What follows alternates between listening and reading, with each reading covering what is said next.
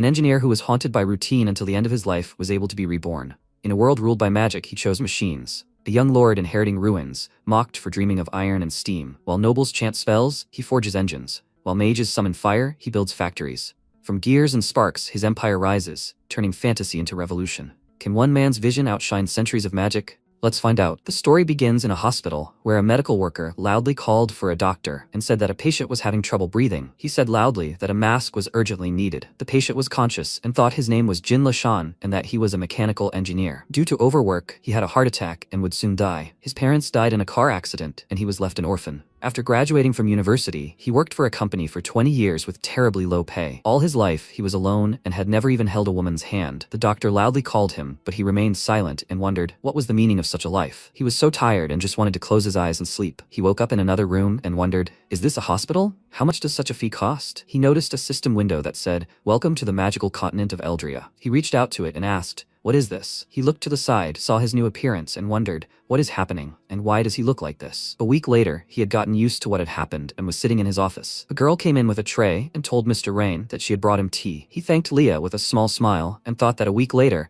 he understood his place in the new reality. He died in his past life and was reincarnated in the body of this guy named Rain Edgar. He is the third son of the Grand Duke of Aldarian, and he also has a brother and sister. He is the youngest child in the family, whom everyone adores. Did he really get this as a reward for the suffering of his past life? The continent is called Eldria. In this world, everything depends on magic. The Cardorial Empire is the largest. There are not only the human race here, but also representatives of other races, for example, elves and dwarves. The Edgar family is a noble family with a territory of about 300,000 square kilometers and about 1 million subjects. He, a nobleman, has not only a luxurious castle and robes, but also a personal servant, a wonderful life instead of his past life. Leah called the master with a smile and said that the head wanted to discuss something with him. He should come with her. After that, a servant entered the office and told the master that his son had arrived. He allowed him to enter, and he left to convey his words. The protagonist entered the office and asked his father, did he call him? The Aldarian, with a serious expression on his face, asked if he knew why he was here. He looked at him with a calm expression and said that he had no idea. He said that at his age, he could independently rule his territory. Has he already chosen where he would like to go? He approached the map and said that in the future, his possessions would be in the northwest. Although it is relatively safe, due to the shortage of magicians, it is difficult to solve the food problem. Although their land is now under control, the future of the empire is not so rosy. He, with a serious expression on his face, thought that he was telling the truth. The royal family of the empire is in decline, but political corruption is flourishing. There are countless open and secret conflicts between the lords of the empires. After reincarnation, he became more indifferent to people, as he was before. He will never abandon them. The Aldarian looked at him and wondered if he was putting too much pressure on him. He called his name and said that he should remember that he always has them. MC, with a surprised expression, asked if the food problem is solved. Will security improve? He said that this problem cannot be solved simply like that. He thought that he still thinks like a child, who believes that problems can be solved with a snap. He thought that he relied not on passion, but on age-old wisdom. He told his father that he can leave it to him. He will solve this problem. After some time, he thought that Aisling is the westernmost part of the territory of the Grand Duke Aldarian, bordering the enemy lands of Duke Soren to the north. To the west, the borders are the territory of the elves, and to the south lies the endless ocean. Due to its location at the intersection of 3 borders, Aisling often finds itself at the epicenter of wars. This has led to the fact that once fertile lands become barren, and the population rapidly declining. He was riding in a carriage and thought that the prerequisite for the Industrial Revolution was the required number of labor. A way to increase the population must be found. He is surprised by the fact that he has acquired new abilities. The system notified that the owner should use scanning on people. 6 out of 10 completed. He thought that with this, he could find out the statistics of the required person. After testing the skill on his family, he got a rough idea of the people in this world. It seems that his primary task is to attract talented people to the territory. Leah remembered that his father had previously told her that she should keep an eye on him and not allow him to do anything unnecessary. She agreed and thought that she hoped that the young master would not get into trouble. Sometime later, in the mayor's mansion of the city of Essling, the mayor sat in front of the hooded man and said that he had heard that the Grand Duke's son would be arriving in the city today. They should make the first move, right? Rumor has it that not only the Grand Duke is attached to his son, but his brother and sister adore him. The man sat calmly in front of him and said that they should refrain from any action. They should wait for instructions. The mayor asked, however, what if he discovered his tax and financial fraud? He thought about it and said that it seemed that such a man would not look into such things. As soon as the young master arrived, they would confuse and distract him. He should arrive soon. They should go out and greet him. He thought that it was time for the Aldarian to pay his bills. At the same time, Rain got out of the carriage and thought with a slightly dissatisfied look that, as he had thought, The lands were desolate due to lack of strength. He called Leah and said that she should give him a map. He looked at it and thought that if they could deepen the river to the west and build a canal connecting it with the southern seaport. His attention was drawn to a girl who told her father that she asked him to stop gambling. He was losing all their money. They needed it for mom's treatment. The man, with a dissatisfied expression on his face, loudly said that she should give him the money. This time, he would definitely win it back. He tried to snatch the wallet from her hands and said loudly that she should let go. It was none of her business. She continued to resist, refused, and said that her mother needed it more. He raised his hand, about to hit her, but before he could finish, the protagonist punched him in the face. However, because of this, his hands swelled, and he screamed in pain. Leah approached him and said that if he was going to hit someone, he should warn her next time. He said that it was emotional. That's how it happened. She should check on this girl's condition, and he would talk to this jerk. He approached him, and with a serious expression on his face asked, "Is he taking money from the family and wasting it? On top of that, he is also swinging at the daughter? Does he have no brains at all?" He looked at him with a displeased look and asked who he even was. He came closer and said that it wasn't that important. If he saw him going to the casino again, he would order his head to be cut off. He understood that, right? The man, looking frightened, started to run away from him, loudly asked him not to do it and said that he would not do it again. He turned around and with a calm expression on his face asked, "Is she okay?" He thought that he needed to check her status. The girl approached him and thanked him for his help. She wiped away her tears and said that if he took the money, she didn't know what she would do. MC saw the system window, which said that this was Lillian Eldre. Leadership 45 points, strength and magic 25 points, loyalty 50 points, strategy 55 points, special attribute, agriculture and harvesting. He looked at it and thought that her stats weren't particularly outstanding, but she had the skill he needed. He asked if she was going to the city to find a doctor for her mother, right? She could get into their carriage and they could ride together. She was surprised by what he heard and said that, however,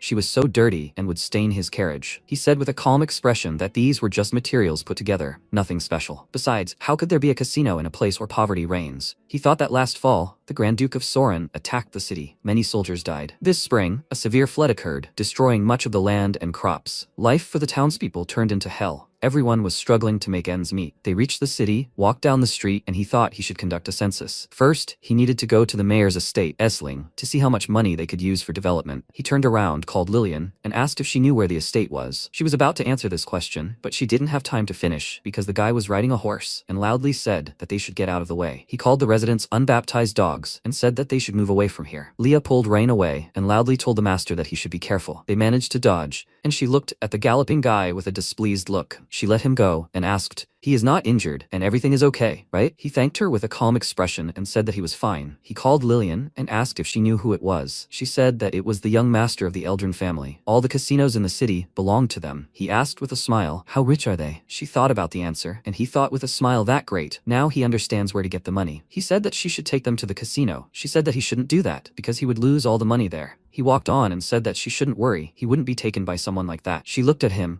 and wondered how powerful this young gentleman was. After some time, they came to a casino, and the protagonist thought that it was time to develop the kingdom. He went inside and saw a lot of people gambling. He thought with a serious expression that as long as there were establishments, no one would work properly. Leah approached him and asked the gentleman if the casino was surrounded by guards. Was he sure about that? He went ahead and said that they would wait until the big fish bit. An employee approached him and asked if he wanted to play. He said with a smile that he didn't even know that. Is there something simple? He said that he should follow him. He was led to the gaming area, and another employee said that these 2 chips were on the house for him to try his luck. He took it, and with a calm expression, threw it on the place on the table, and the 2 employees looked at each other with smiles. He picked up a glass with 3 dice under it and said loudly that these were 4 sixes, a big one. The second employee said that it was a pity. He almost won. MC with a calm expression called it boring and asked, "Is that all? They should go." He was hungry. The employee stood in his way and said that they should wait. He could leave as soon as he paid the money he owed them. He looked at his hand and asked when he owed them. He said with a smirk that he had lent him these 2 chips and would have to pay back the money for it. He asked, "Isn't this a gift?" He called him sir and said that there was nothing free here. Each chip was worth 100 gold coins, but taking into account the service fee and interest, he owed him 250 coins. If he didn't take the money with him today, he should leave the maid as collateral. He was surprised that Lillian called him a liar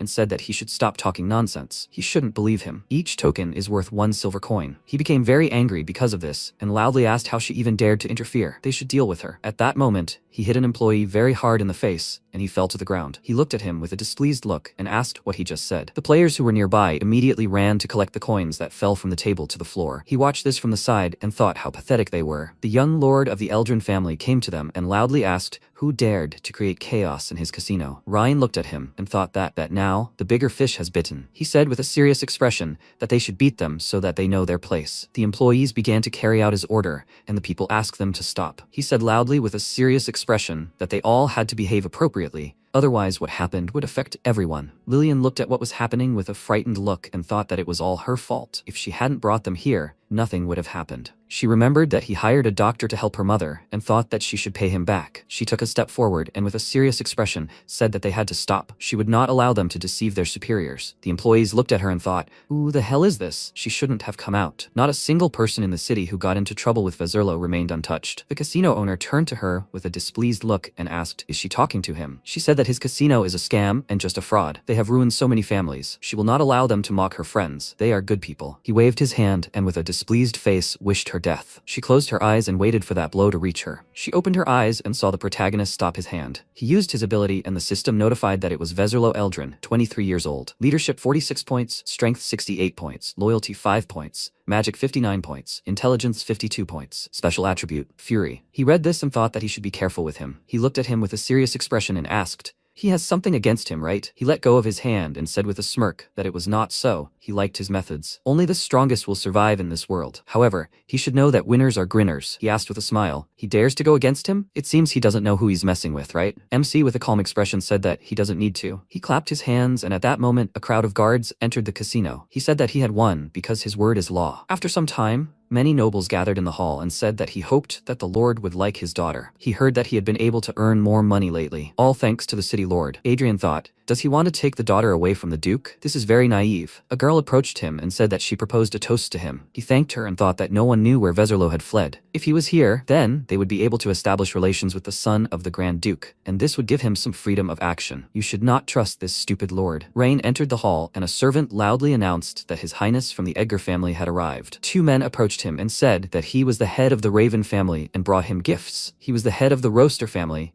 and had brought his daughter to him. He said with a small smile that if everyone was gathered, they could begin. At that moment, several servants brought in a board with a diagram, and the people looked at it and wondered, what is this? Does it look like a diagram of a house? He pointed to the drawing and said that it was a drawing of a dam, drawn that afternoon. They would make sure that it would stand for a long time. They did not understand what it was and wondered, is it something for catching fish? He looked to the side and said that he would explain everything now. He called Leah and asked her to bring him a map. When the maps were hung on the board, he said that he had familiarized himself with the geographical location of the city. Every year, because of the river flowing north of the city, there is a severe flood. If they build a dam, they will stop the floods during the rainy seasons and will be able to irrigate crops during the drought. Adrian looked at this in surprise and thought that this was a really great idea. Then life in the city would improve significantly. It seems the Duke's son is no simpleton. One of them asked what this had to do with them. The protagonist said with a slight smile that he needed money. They said that, however, they were poor themselves. Adrian thought he was smart, but too naive. These vampires could only extort money, not give it to anyone. He calmly stood in front of him and said that he had a good way to make money. This afternoon, he raided a casino and got 50,000 gold coins. Does anyone know where else there is a casino in the city? They were surprised by what they heard and thought, did he say a raid on a casino? Does that mean he won't get his share this month? He invested money there, after all. However, all the casinos in the city are managed by Mr. Adrian. It seems the young gentleman has gotten himself into trouble. Adrian thought he was a stupid guy. If he stood aside and kept silent, he wouldn't touch him. However, it was he who started this war. He approached him and told the gentleman that his actions violated the laws of the nation. The rest of the people said that he couldn't violate this because it was wrong. The casino was a legal business. He had no right to raid it just because he wanted to. That wasn't right. Adrian looked at him and thought that this guy was too naive. He shouldn't have expected anything from him. He calmly said that they pretended to be poor when he asked them to invest in his project. However, now, this is how they were talking. He would give them one last chance. Either they had to surrender on their own, or he would take over. The man asked if the Duke found out about his deeds. He wouldn't let it go, right? People supported him, but MC smiled and said that it was wonderful that they were talking about laws. He turned to the knights with a serious expression and said that they should detain them all. Two tied men were brought into the hall and sat on the floor. Adrian was a little worried when he saw this and wondered where these two were from. They were always near Vezerlo, right? He had a hunch about this, and he asked Master Adrian if he recognized these people. He asked that he had never seen them before, but why was he asking? He said with a calm expression that nothing special, that they tried to kill him this afternoon. Earlier, they had spoken of a power that would allow them to block out the sky, and that someone had been covering them the whole time. Adrian began to worry about this, and he said that they should untie them so that they could see if the other guests recognized these faces. People became worried when they saw them and wondered, these are Veserlo's followers, right? The Lord said that they tried to kill him. Luck is clearly not on the Lord's side. The head of the Adrian family thought that if these two were allowed to speak out, the entire family would be destroyed. He grabbed a knife and loudly asked,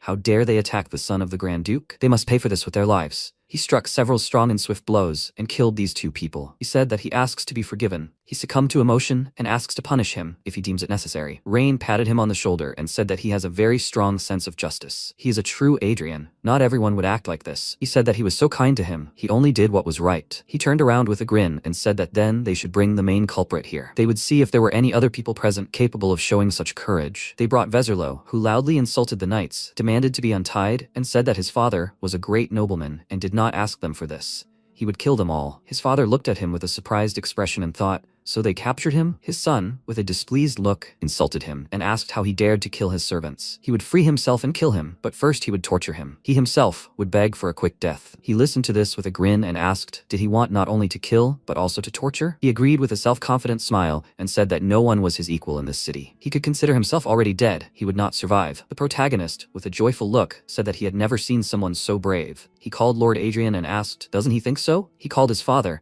laughed and said that his days were numbered. He didn't even know who was standing in front of him. He didn't have time to finish because his father said loudly that he should shut his mouth and kneel before him. He was confused by this and was about to ask something, but he walked up to him and made him kneel. He turned around, called the Lord, and said that his son was still young and stupid, and he was asking to spare him. He was ready to agree to any conditions. Veserlo, with a worried look, remembered how his father said that the Grand Duke's son would arrive tomorrow at dawn. They should be careful with him. He raised his head with a frightened look and asked, so he is the Grand Duke's son? He looked at him with a serious expression and asked where he thought he got so many guards from. He bowed, hitting his head on the floor, and said that he was asking him to have mercy. It was his fault. He made a mistake. Adrian, looking worried, told the Lord that he begged him to have mercy on behalf of his family. He looked at them with a calm expression and said that they should give him everything they had illegally obtained over the years, and he would spare them. He thanked him for this and thought that he was able to save himself. He looked at the mayor and thought that he should inform him about this man. He called him and said that he had an important thing to tell him. The city lord was collaborating with outside forces, wanting to overthrow the Grand Duke. The people were surprised by this,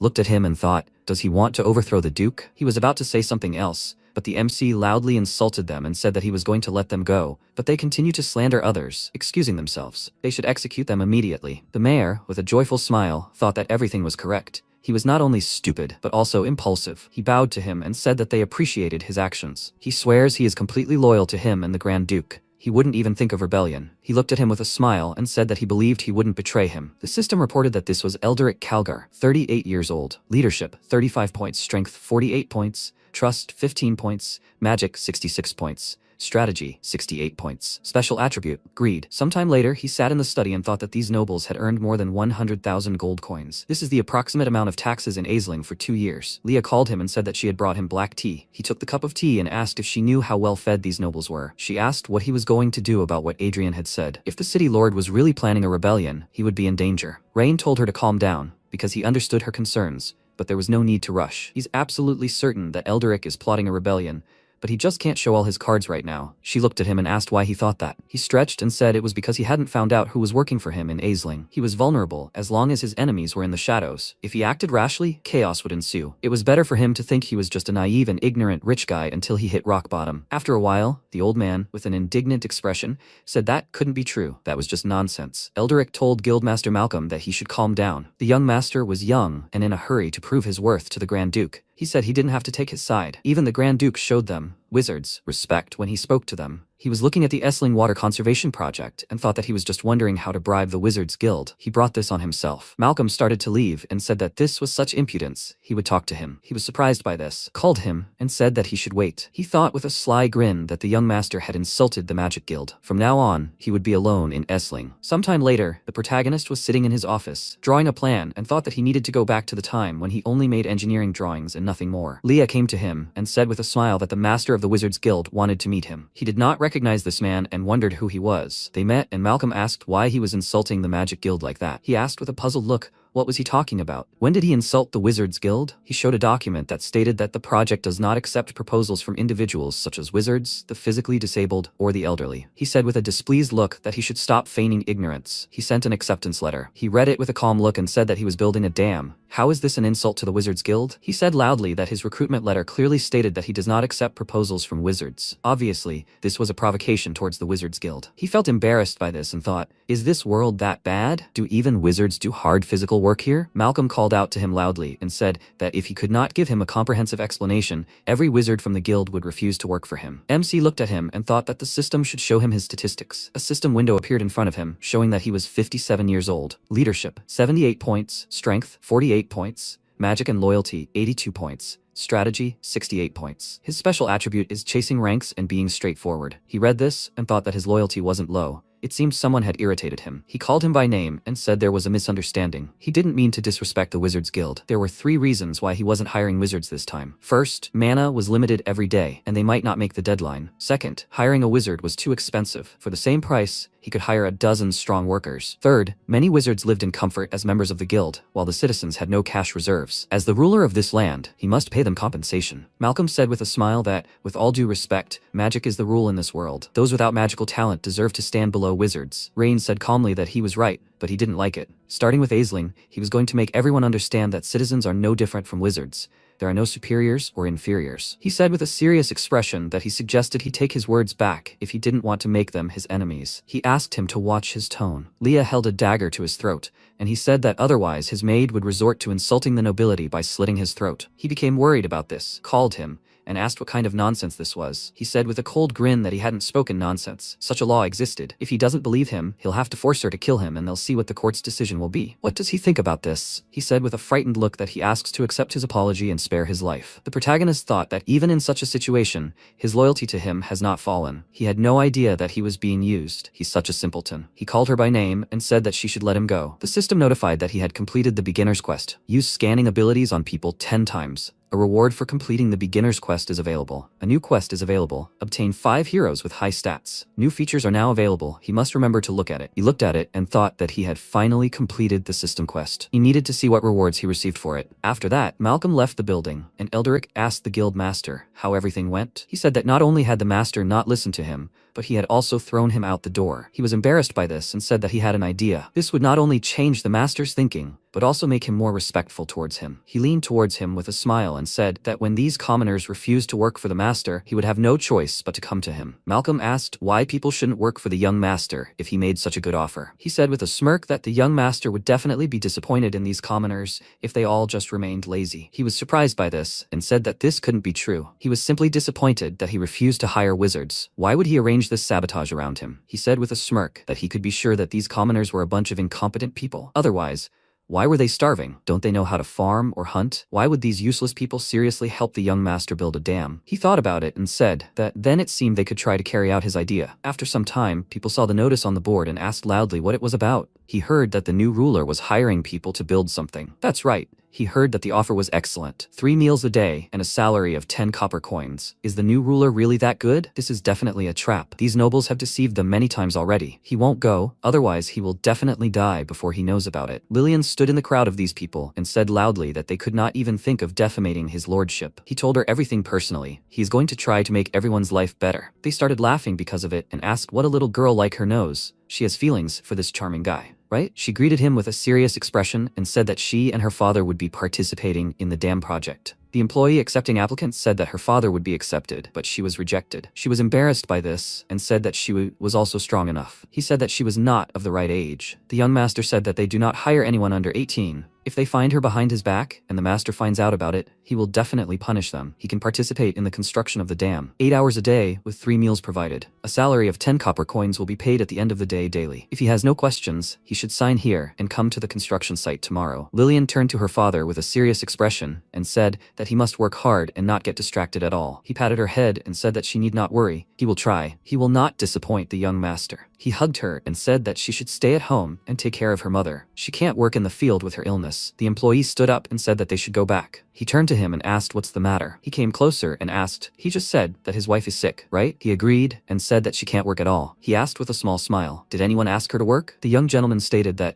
those working on the dam who have sick relatives can accommodate them in their premises. He must understand that this is housing for the duration of the work on the construction of the dam. As soon as the work is finished, they can return to their own home. He knelt down, with tears in his eyes, thanked him several times. The soldier approached him, extended his hand, and said that he should get up. He would send someone to take him and his daughter to the housing, and they can choose anyone they like. The rest of the people were surprised by this and asked, is that true? They will sign up right now. They can't miss this chance. The staff said that they should all line up and not push. At the same time, MC saw a system window that notified him that he had received the lithium iron phosphate battery blueprint from the rookie reward. He was indignant about this and wondered what he was supposed to do with it without an electric generator. Did it want him to create batteries and get an electric shock? The system notified him that he should ascend and obtain 5 characters with high stats. He thought, 5 characters, and even with high stats. Where in the world would he find such people? The system notified that Leah Lockerbie, 21 years old, leadership and magic 95 points, strength 97 points, loyalty 100 points, strategy 91 points, special attribute, fearless divine thunder. He thought that earlier he was thinking about training her. Then he looked at her statistics and found out that she had no more room to grow. It seems he needs to go to the city again to scout for talent. She came to his office, knocked on the door, and told the young master that Lillian wanted to see him. He allowed her to enter. They went inside and she said that something strange was happening at the construction site. Everyone was refusing to work. After some time, she came to the construction site, called Dad, and asked why he was slacking off again. He called her by name and said that honestly, he was not slacking off. He felt tired from the moment he got out of bed. No one here has energy. She said with a displeased expression that his lordship had made such a good offer. Why are they still being lazy? The workers said that they were trying, but they felt like this since early morning. Maybe they had worked too long, and that's why they were now suffering from this instant exhaustion from work. They would definitely feel better if they rested for one day. Tomorrow is not going anywhere. She said with a displeased look that he should stop talking such nonsense, that they were all just lazy. Rain approached them and said that such a disease didn't exist. Lillian called him and said that they should listen to him. He should order them not to slack off and work harder. The system notified that her father was Rock Eldred, 39 years old, leadership and magic 35 points, strength 37 points, loyalty 90 points, strategy 31 points. Status? Anomaly curse. This caught his attention. He called Lillian and said that they weren't sick, but cursed. The protagonist used the study and thought that he was going to use it when the construction of the dam began. Looks like it needs to be tested now. The system said that with the study, the owner can analyze the characteristics of rocks, strata, formations, minerals, hydrology, and landforms in a certain area. He thought, the system,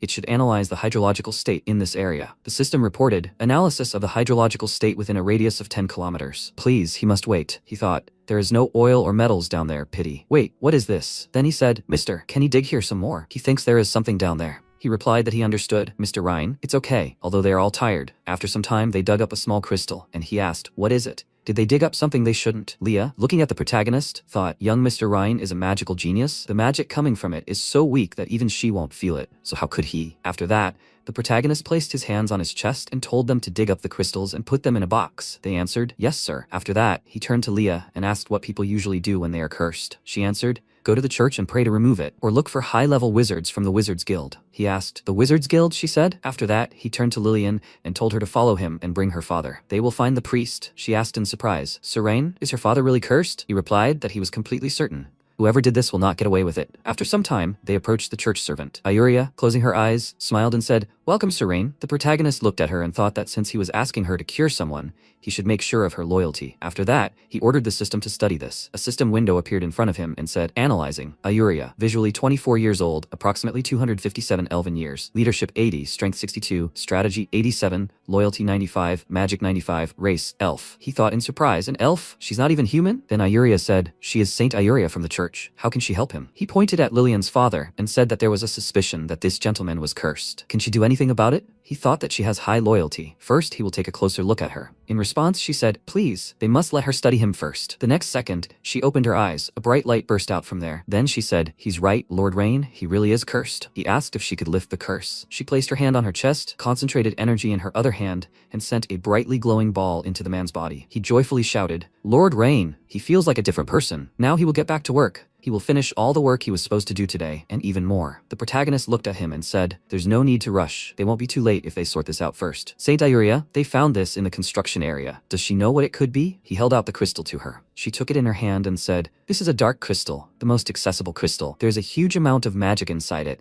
enough for the curse to take effect. Although this is more of a joke than a curse, whoever casts the curse is capable of killing everyone with that amount of magic. But all he did was make people feel tired. The protagonist held out his hand and asked if it was very easy to produce these crystals. She raised her index finger and replied that it wouldn't be difficult for a high-level wizard to make them daily and hide construction sites there. He asked if she knew about his project. She smiled and said, "Mr. Ryan, the project will greatly benefit the residents. Why wouldn't she know about it? Thanks to the project, many people have been hired, and the pressure on the church has been significantly reduced." He thought, perhaps he should teach this old man a lesson. After that, he asked if she could remove the curse from the entire construction area. She replied that it would be difficult. Today, he was lucky to have found the crystals, but it won't always be that way. Besides, if all he did was dig for crystals, then who would be busy with the main construction? He folded his arms and thought, I guess he'll still need to contact Malcolm about this. That's easy. After this, the saint added, "Mr. Ryan, she knows someone who can solve his problems, although she's a bit strange. Will he try?" After some time, they approached the building. MC, looking at the business card, thought, so this is the house of Lady Selena, the former president of the Wizards Guild. He knocked on the door and thought, one way or another, he would persuade her to help him. The next second, Leah, grabbing his hand, shouted, "Mr. Ryan, be careful." At that moment, a powerful explosion occurred on the second floor of the building. The protagonist thought in surprise, an explosion? What's going on? What if? At that moment, Selena became indignant. Why didn't it work again? She won't put up with this. She won't stop until she does everything right, even if she has to raise the entire city of Aisling to the ground. After that, she declared that she refuses. Holding a book in her hands, she turned slightly and said that she was busy developing a new magical device. She doesn't have time for them. MC asked, a magical device? A magic wand or something? She magically brought the donut to her mouth and, taking a small bite, told him not to irritate her with his misunderstanding. Then Leah said, "Lady Selena, she must watch her tone when she speaks to young Master Ryan." She adjusted a strand of hair and, frowning, said, "Damn girl, she has great magic." She concentrated electrical energy around herself and added, "She must remain an assistant. Once she's done, she will help her little master." "How about her?" she replied. "Lady Selena, if she doesn't know anything about politeness, she will have to teach her." Their gazes met, and then the protagonist said, "She should calm down, Leah. They are here to ask for help, not to cause trouble." Then he looked at the table and asked, "Lady Selena, is everything on the table made by her? Does she create magical items?" She said at least he acknowledged it. All to no avail, unfortunately. She concentrated energy in her hand and said that she was trying to create a device that would store her powerful electrical magic. MC thought in surprise, "Store electrical magic?" Then he said, "She said a magical device for storing electrical magic?" She replied, "Well, yes, and when nothing works an explosion occurs, like before. Now they should go. She needs to rest for a while before returning to research." After that, the protagonist said, if he tells her he can create a device to store electricity, will she help them deal with the Wizards Guild? She came closer and, pointing her finger at him, said, "Young master." She said she doesn't have time for nonsense. He replied that he is serious. If he helps her create a device to store electricity, will she help resolve the problems with the Wizards Guild in return? She replied, "Okay." She put her hand to her head, concentrating her energy around herself, and said that if he created the magical device she needed, she would not only deal with that idiot Malcolm, but also force the Wizards Guild to obey him. But if he failed, he would blame himself. Sometime later, they stood near the device. The protagonist, reading the diagram of the lithium iron phosphate battery, thought that he'd just recently been wondering where to find electricity. He thought that these wizards were replacing human electrical generators until hydraulic generators were built. Then he pointed to the device and said that it was built according to her instructions. She warned him, "These stones can't store magic. It will explode if she uses even weak magic." The protagonist extended a wire to her and told her to be sure. This battery has a capacity of about 185 watts per kilogram. She should show how much she can create, while she must release the electricity. He'll see if she's as powerful as she claims. After that, she took the wire in her hand and began releasing her electrical energy. The energy began to flow through the wire directly into the device. Selena exclaimed in surprise, "No way, it didn't explode?" The protagonist smiled and asked,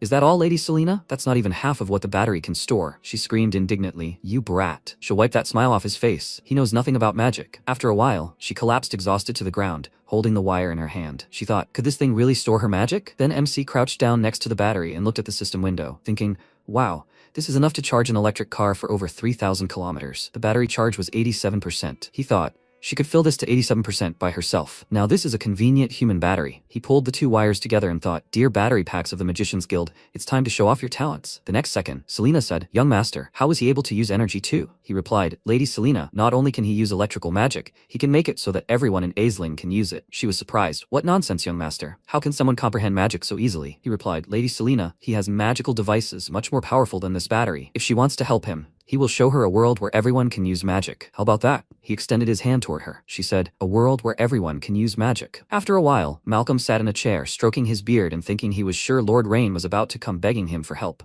But at that moment, Selena walked in and said they hadn't seen each other in a long time. He cried out in fear, "President Selena, why is she here? She came closer and, grinning, said, "He's so brave. He dared to stand in the way of a young lord from a ducal family? Is he trying to start a rebellion?" he asked, perplexed. President Selena, what is she talking about? He would never have dared to think of something so dangerous. She grabbed him by the clothes and shouted at him to spit it out. What kind of dirty tricks was he playing on the young lord's construction site? He knew she was a bit hot-tempered, right? He replied that he would. President, please, she must spare him. He gathered all the mages from the association and told them that Lord Rain despised them, which infuriated them. Then he had them create curse crystals using teleportation magic and place them in the ground in Lord Rain's construction area. This would exhaust the common workers. Then Lord Rain would think they were lazy and useless. Then Lord Rain would apologize to him and agree to work together with the Wizards Guild. With tears in his eyes, he added, "That's it, President. He swears he had no other intentions." She shouted, "Idiot. He didn't even realize he was being used, right?" He was surprised. "President, who was using him?" She pointed to the side and said, "Enough. He must recall these troublesome mages immediately." He ran in that direction and said he understood. Then she took out the device and, seeing the protagonist, said, "Young master, she sorted out the problem with the Wizards Guild." He thanked her, and then she asked if he wanted her to deal with Eldrin. She could make him disappear without a trace. He replied, "No need. He's no threat. In fact, he needed him to lure out the bigger fish." She replied, "Okay, then she's leaving, since she's already taken care of everything. By the way, when can they start working on that new project he mentioned? He should definitely call her when he starts." He replied that he understood. "First, she needs to have the wizards from the guild fill those batteries." She replied, "Okay." Meanwhile, Elderic approached Eldrin and said, "Sir, it seems the boy has taken control of the Wizards Guild. What should they do now?" He sat in his chair, folded his arms and legs, and told him to take his time. Aside from that old hag Selena, they didn't need to worry about the Wizards Guild in the town of Aisling. He should forget about those petty wizards. He should worry about that mysterious dam project. If it works as the new lord plans, it will revitalize the people of Aisling. They can't let that happen. In response, he clenched his fist and said that he needn't worry about the dam, sir. He had already set a trap for the young lord. He had already secretly pressured the nobles responsible for the grain supply to raise prices according to his wishes. Eldrin asked if he was sure these nobles would be on his side. He, holding up a coin in his hand, replied that the young lord had forced them to fork out their money at the banquet, but he could secretly help them win it back. They might betray him, but never their own gain. After that, he flipped a coin and added, "This young master doesn't have enough money to finish this dam project." With that, the coin fell on the table. Meanwhile, the merchant kicked Lillian and shouted, "If she can't afford it, she should get out of here." She fell to the ground and was indignant. How can he jack up prices like this? Yesterday, grain was 1 gold coin for 2 sacks. Today, for 1 sack? In response, he shouted, "Stop whining. It's his grain, and he will sell it for whatever price he wants. If she can't pay, she should get out." She remembered telling the protagonist to leave the purchase of the grain to them. They will buy it at the lowest price and collect the money for him. Then he left it to her. She shouted, "Greedy swindlers. Aren't they afraid that Brother Ryan will deal with them?" The merchant smirked and said that they were just honest sellers. What could he do with them? This is a golden opportunity, and they will take everything from it. After that, he kicked her again. He laughed and shouted, "If she is a beggar, she should simply get lost from here." After some time, Ayuria said indignantly, "These people have gone beyond the pale." She looked at the sacks of grain and thought, in just 3 days, the price of grain has tripled. Illyria, this grain is not enough for their people to survive the winter. First, she must take these supplies. She will deal with the rest herself. She handed her a bag of money and told her to take all this money with her and make sure she pays the usual price. She asked in surprise, "This is too much money, isn't it? Usually, bribing these guards wouldn't cost even a third of this." She put her hand to her head and told her to do as she said. She replied that she understood. After that, she wanted to put the bag in her bag, but it was abruptly snatched from her hand. Leah was standing nearby. Ayuria asked in surprise, "A servant?" The protagonist came closer and asked, "A saint." He was holding a bag of money and asked if she was interested in a deal. She wondered what deal young Master Ryan was talking about. He scratched his neck and said, "No need to talk so tensely about business, Miss Elf." She wondered what nonsense he was talking about. Young Master Ryan, this was the human capital. There couldn't be any elves here. He told her not to defend herself. He knew they were elves and held no animosity towards them. With these words, he threw the bag of money into the elf's hands, and she asked what deal the young master wanted to make with them. He answered, "Food supplies." She said, "Young Master Rain, he must forgive her bluntness, but it might be beyond his capabilities." He asked thoughtfully, "Why is she saying that?" Food in Aisling is controlled by the 4 main noble families. These 4 families have firmly established themselves in the city for over a century, and they tightly control grain prices in the city. At the banquet a few days ago, he frightened some people with his iron tactics, but in the city, that's just a small thing. He folded his arms and asked, "Does she know Aisling that well?" She replied that she had lived here for 120 years, so yes, she knew it very well. If the young master hadn't stood up to the Eldrin family at the banquet, there might still be a meeting room somewhere. But now she's afraid. Due to the war and natural disasters, food is very scarce this year. If grain prices were more stable, her people might survive the winter. But now, the protagonist said, "Miss Elf, he promises that in 2 weeks, grain prices in the city will be even lower than they were before the takeoff." After a while, Augustus Klein, the head of the Klein family, laughed and thanked the Lord Mayor for his support. Sitting at the table, he said, "The 4 leading families have amassed a huge fortune this time." Roland, sitting nearby, said that they should thank Lord Augustus for taking them into business. 2 more merchants agreed. "That's right, thanks to Lord Augustus." "Yes, thanks to Lord Augustus." Then Augustus raised his glass and proposed a toast to the prosperity of their business. After that, they clinked glasses, and a subordinate approached them and said, "Sir, young Master Ryan has sent an invitation to a banquet for them and 3 other lords." Roland was surprised. "What? A banquet with the young master?" He thought, "Is he going to come for them?" Then he asked, "Lord Augustus, what should they do?" "They want to make money, not die." He smiled and replied that they should not worry. The Lord Mayor assured him that the increase in grain prices was completely legal and condemned. As long as they don't provoke young Master Rain, nothing will happen. He then slammed his fist on the table and added, "Besides, he won't be able to do anything to him if the 4 of them band together. The price of grain is set by them, the merchants. If even the emperor doesn't have the authority to interfere, what can we say about the duke's youngest son?" Then Roland shouted, "That's right, he's absolutely right." Another merchant shouted, "If they take advantage of this opportunity, their families won't face poverty for hundreds of years." Then Augustus rose to his feet and said, "Today they're selling grain for 2 gold coins a sack. If young Master Rain pushes too hard, they'll lower the price to 5 copper coins to appease him. If anyone dares to quit, he won't let it go. He can be sure they'll be with him to the end." "They'll work with him, my lord," he replied. "Very well. Now they need to change into something more appropriate and go to young Master Ryan's banquet." Roland wondered, "Change?" After a while, Leah placed her hand on the protagonist's shoulder and said, "Young Master." A subordinate approached them and said, "Young Master Rain, Lord Augustus has arrived with the others." The protagonist smiled and told him to invite them in and tell the kitchen to serve food. He replied that he understood. After this, the merchants entered the room. Augustus placed his hand on his chest and said that they welcomed him. "Young Master Rain." The protagonist, looking at them, thought, "Are they trying to act poor right in front of him? They have a lot to learn." Then he said, "Are they the nobles who control the grain reserves in Esling? So why do they look so disheveled?" He replied, "They recently heard about his project, which is very beneficial to the people. They would like to participate too." Roland added, "Under Lord Augustus's leadership, they not only left large sums of money to support the project, but also sold the grain from their barns to the townspeople at the lowest possible price." Leah frowned and thought, "These scoundrels have no conscience. They are openly trying to deceive the young master." After that, MC said that he was frankly touched by their understanding and support of his efforts. He put his hand to his face and added, he was grateful for their help. He invited them here to discuss the grain matter. Augustus said, "Young master, they understand that he is short of funds lately, but 2 gold coins per sack is a loss for them." Roland added, "Correct. Absolutely, young master." The protagonist smiled and said that they misunderstood. He meant, can they raise the price of grain to 4 gold coins per sack starting tomorrow? Augustus was surprised. "What? 4 gold coins per sack? Raise the price?" The protagonist held up 3 fingers and answered, "Exactly, 4 gold coins per sack, and he will take 30% of the amount. How about them?" He replied, "Young Master Rain, he's an elderly man. His hearing isn't what it used to be." He said they should raise the price of grain to 4 gold coins per sack. The protagonist remarked that he shouldn't forget that he gets 30%. Augustus smiled and thought,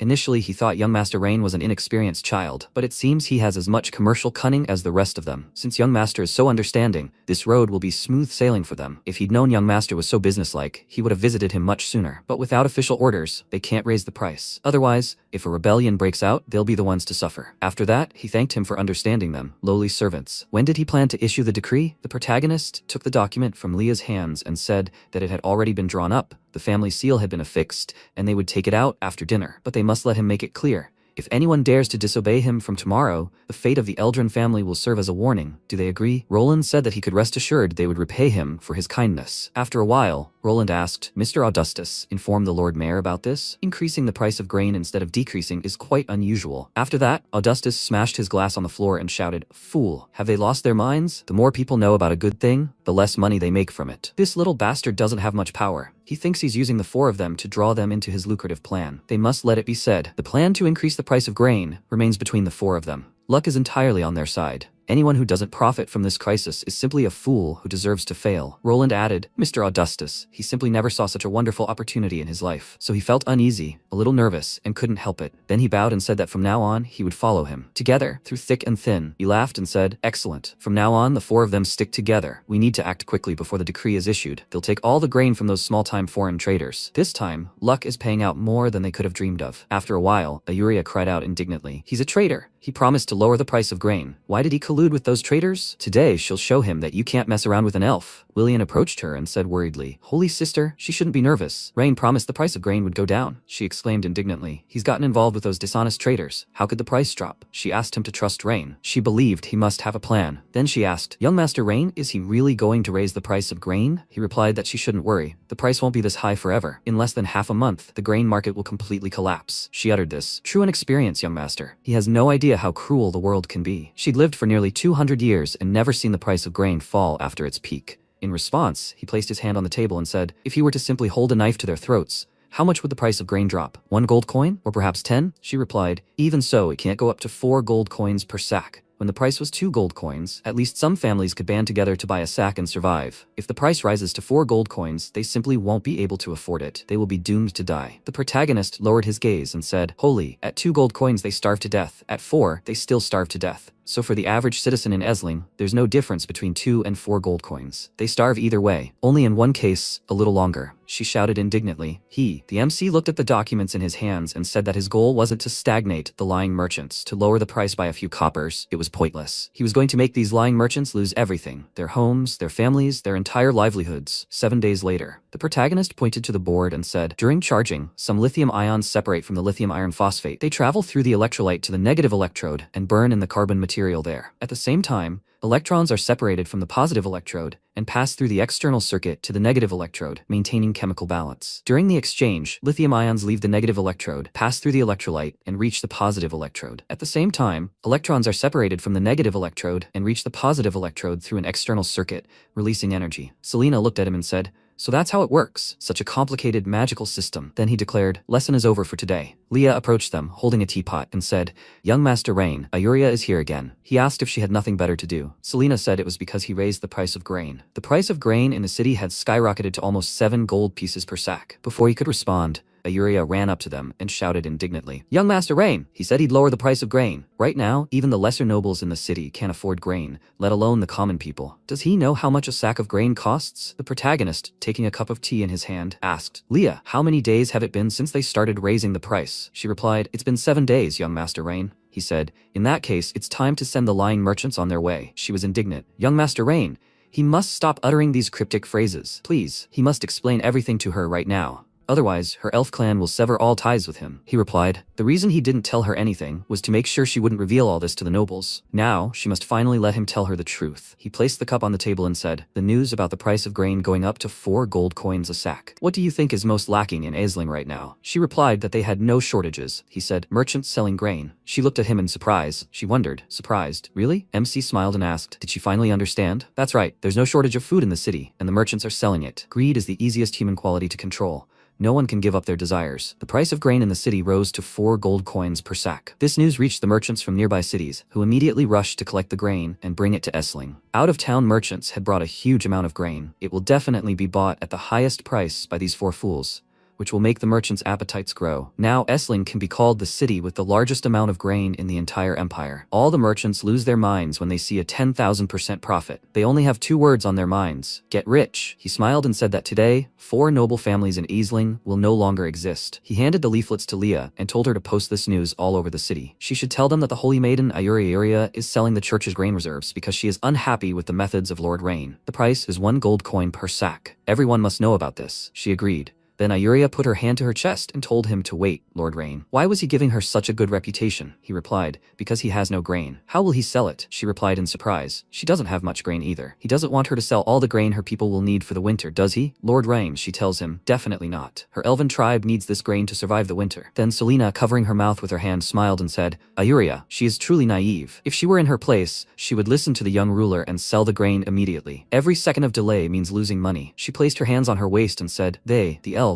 are not interested in money. They only need grain. The protagonist said, Holy Virgin, she must do as he said, and the grain will only increase. She must believe him. Then he turned and said, Lady Selena, he is counting on her and the Mages Guild to seal the city. She replied that he need not worry. They will not allow a single rat to escape the city. Then he held out his hand and said, excellent. Now it's time to make those greedy merchants pay up. After a while, the protagonist looked at the leaflet and asked, is something wrong? Leah replied, Lord Rain, she's afraid something won't go according to plan. What if these merchants hold out for a few days and all the Ayuria grain is sold? He replied, replied, Leah, there are two kinds of schemes. The first is a secret plot. The second is an open plan. She can circumvent a secret plot, but she can't escape when the plans are open. These out-of-town merchants are blinded by greed and risk everything for it. They will fight to become rich instantly. Now that they know the price has dropped, they will panic and sell because delay means death. After a while, a subordinate ran up to Augustus and shouted, Lord Augustus, something terrible has happened. The church has announced that they will sell spare grain to help the people for only 1 gold piece per sack. Lord Augustus, what should they do? Roland said, things are bad. They've forgotten about the church. Another merchant added, what should they do? They bought their grain for 2 gold pieces per sack. His partner added, they mustn't panic. How much grain can one church have? Will it be enough for the city for several days? Then Augustus said, they must send people to the church and buy as much as they can. He answered, yes. After a while, a huge line formed outside the church. The residents shouting, he wants 5 sacks of grain. He also wants 5. And he wants 10. Ayuria stood in front of them, putting her hand to her chest and told them not to push. There's enough grain for everyone. The Pope sent 10,000 sacks of grain because he knows the people are suffering. A man shouted, you need to buy it quickly. It'll run out soon. A guy next to him shouted, that's right. At that moment, Ayuria asked them not to push. They must get in line. The others shouted, she must sell it quickly. The next second, a soldier approached them and said, they must calm down. He approached Ayuria and said, Holy Virgin, this is the grain sent by the Pope. This is the first shipment. Starting tomorrow, even more grain will arrive in the city. She smiled and said, okay. She thought, Lord Rain, please, he mustn't overfill the cup. She couldn't hold back. What should she say? And what if the Pope finds out? After that, the residents, looking at several more carts of grain, joyfully shouted, they have grain. At that moment, one of the merchants thought, it's the end. Business is ruined. The church has ruined everything. He bought it for 60 silver coins, and transportation cost about 10. If you add up his expenses for several days, it comes to 95 silver coins. He can get another 10 silver coins. He must sell it all immediately. We can't wait any longer. Waiting will only lead to expenses. Then he ran forward and shouted that he was selling grain, fresh grain, 95 silver coins per sack. 95 silver coins. A line formed around him, the villagers shouting, they want it, they have to give it to him. He has to give 10 sacks. At that moment, another merchant looked at him and thought, idiot, he dares to joke about him. If they fail, then everyone fails. Then he shouted that he was selling grain, 90 silver coins per sack, and nearby shouts were heard, 87 silver coins per sack, 85 per sack. At that moment, Leah, approaching the protagonist, said, this is wonderful. Everything is as he said. He looked at her and said, does she see, Leah? This is human nature. If he sells even half as slowly as others, he loses many times more. Everyone is afraid to sell too late, so they sell immediately. She said, Lord Rain, this way the price of grain will return to 50 silver coins per sack, right? And his water project will be completed on time. He was surprised. 50 silver? Leah, she underestimated these merchants. When people like Augustus start selling, grain becomes the cheapest thing in the city. Then Leah pressed her hand to her chest and asked, young Master Rain, does he really think Augustus and his group will sell everything like those foreigners? They paid at least 2 gold, maybe more, to buy everything. Besides, Augustus and his friends were together at the banquet. They wouldn't attack each other, right? He folded his arms and smiling asked, together? She trusted them too much. When it comes to profit, no one wants to give up their position. Grain prices in the city will no longer be a problem. It's time to talk to the Holy Maiden about the second part of the deal. They should go. He turned away, and Leah, following him, agreed. After some time, a subordinate approached Augustus and said that these out-of-town merchants were lowering their prices like crazy. Now grain had dropped to 75 silver coins per sack. Roland rose from his seat and cried out in surprise. It can't be. He must be joking. They control all the grain in Essling. Where did these strangers get all this? He replied, it's true. He wouldn't dare lie to him. He knelt down, and then Augustus said, out-of-town grain merchants, the price is falling. He understood. He understood. Young Master Ryan, he's merciless. Does he want their families to collapse completely? As Roland asked. Sir Augustus, what's going on? He replied. Young Master Rain first spread the news that grain prices in the city were skyrocketing, which certainly attracted merchants from neighboring towns to bring their grain. Once they had swarmed the city, he used the church's name to drive down the price, causing panic among the merchants who had already arrived. Eventually, these out-of-town merchants were forced to sell at a loss to save money. Roland said, young Master Rain, what a dirty trick. Augustus folded his arms and said he had another plan that should help them regain their position. Roland asked him to tell them already. He replied that this grain would last the city for several months. If they held on to the grain until the people despaired, they could sell it at a high price. If they united today and refused to sell, they would definitely make their money back. But if any of them tried to sell anything, they would all fail. Roland, sweating, realized he was right. He would go home now and order the grain locked up. As they headed for the exit, he put his hand to his head and thought, damn it, sell all the grain immediately. They can't be slower than them. One of the merchants thought, Roland, is he trying to escape? If this goes on, it'll be everyone's own business. Then they said, Sir Augustus, they need to go give orders too. Then the subordinate sitting in front of Augustus said he'll order their men to watch the grain and not sell a single gram. In response, he kicked him in the face and shouted, idiot. If he doesn't sell, what if those 3 idiots sell theirs? He asked, what then, sir? He ordered all the grain to be sold immediately. Not a single grain to be left behind. The subordinate agreed. After a while, the MC sat on a chair, pointed at a mountain of sacks filled with grain, and asked, Holy Virgin, what about this? Do her people have enough grain to survive the winter? She awkwardly asked. Why does it seem like the more grain they sell, the more they get? He said, because they sell at the peak and buy at the dip. This strategy can make 70,000 gold. Then Lillian ran up to them and shouted, "Young Master Rain, the price of grain has dropped again. Now you can buy 3 sacks for 1 gold coin." The protagonist pointed at Ayuria and said, "She sees." He told her to wait a little while and the price would drop even lower, but she didn't believe him. If she buys now, she'll get another 10 sacks of grain. Can they negotiate a deal now, holy maiden? She asked what kind of deal he wanted to make with the elven tribe. He replied, "Any deal." He extended his hand to her and she was surprised. "Any deal?" He replied, "Yes, any deal. They can provide for every aspect of the elven people's daily lives. From as small as grain to as large as land. They can make any deal, no matter what the elven people need." Ayuria worriedly noted that this was too important a decision for her to make alone. He must speak with their queen. He replied, "No problem, please." She must arrange a meeting for him with their queen anytime. After that, Ayuria headed for the exit and, handing over the letter, Ilaria told her to deliver it to the queen. She agreed. Then the protagonist rested his chin on his hand and thought. With the grain crisis over, the nobles of Aisling wouldn't be able to cause trouble for a while. The Mages Guild was already under his control, and the church would soon follow. Right now, the city's lord, Elderic, had the army and the taxes in his hands. If they could take control of the army, no matter what Elderic did, he wouldn't be able to escape his grip. They needed to find a way to subjugate the army the best way. Then Leah came up behind him and called out to him. He looked surprised. "Leah?" She placed her hands on his head and said, "Young Lord Rain, he needs more rest. He should let her help him relax." He replied that he wasn't that tired. He was just... At that moment, Trist ran up to them and shouted, "These damn soldiers, using their power and hiding behind the Grand Duke's name. Why can't they ask the gods to strike them with lightning?" Ayuria, standing before him, replied, "Well, the gods are merciful." He shouted that he could accept the losses in Essling, but to be robbed by these soldiers on his way home? How was he supposed to conduct business?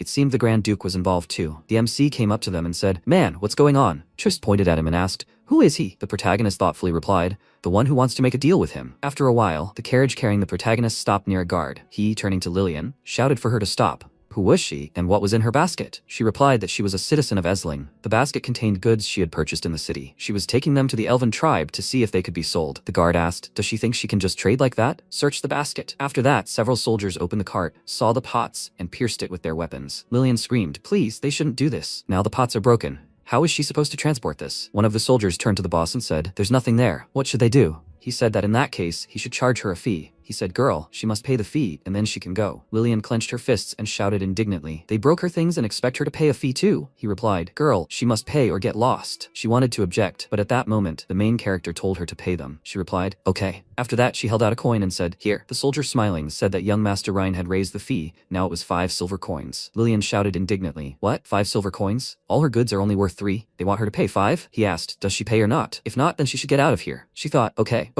How dare he use Big Brother Rain's name to deceive people? He never ordered the toll to be increased. As soon as Big Brother's plan is completed, he will deal with them. Then she handed over the money and the soldier ordered them to pass. The movement continued. And at that moment, MC, sitting in the carriage, looked at his new acquaintance and said, "This young Master Ryan is simply something, raising the toll like that." The man told him to watch his language. Young Master Rain is Essling's savior. He must not insult him. The protagonist thoughtfully remarked, "He is a strange merchant." The soldier clearly said that young Master Rain ordered the toll to be increased, and he blames the soldier, not the gentleman. He said with admiration that he must not be from around here. Young Master Rain used a brilliant plan to lower grain prices in the city and help the people. Although he lost money because of it, this was the first time he saw a ruler who cared so much about his people. If he ever had the opportunity to see young Master Rain, he would gladly serve him with all his heart. The protagonist spoke, but on the way here, he heard that the Grand Duke's youngest son not only killed people at the banquet, but also forced the townspeople to dig for some project. He replied that he must be talking about the Eldrin family. They deserved it. The protagonist asked if he knew them. He replied that he really wasn't from around here. Everyone who trades in the city knows the Eldrin family. Most people think they made their fortune from the casino, but that's not true.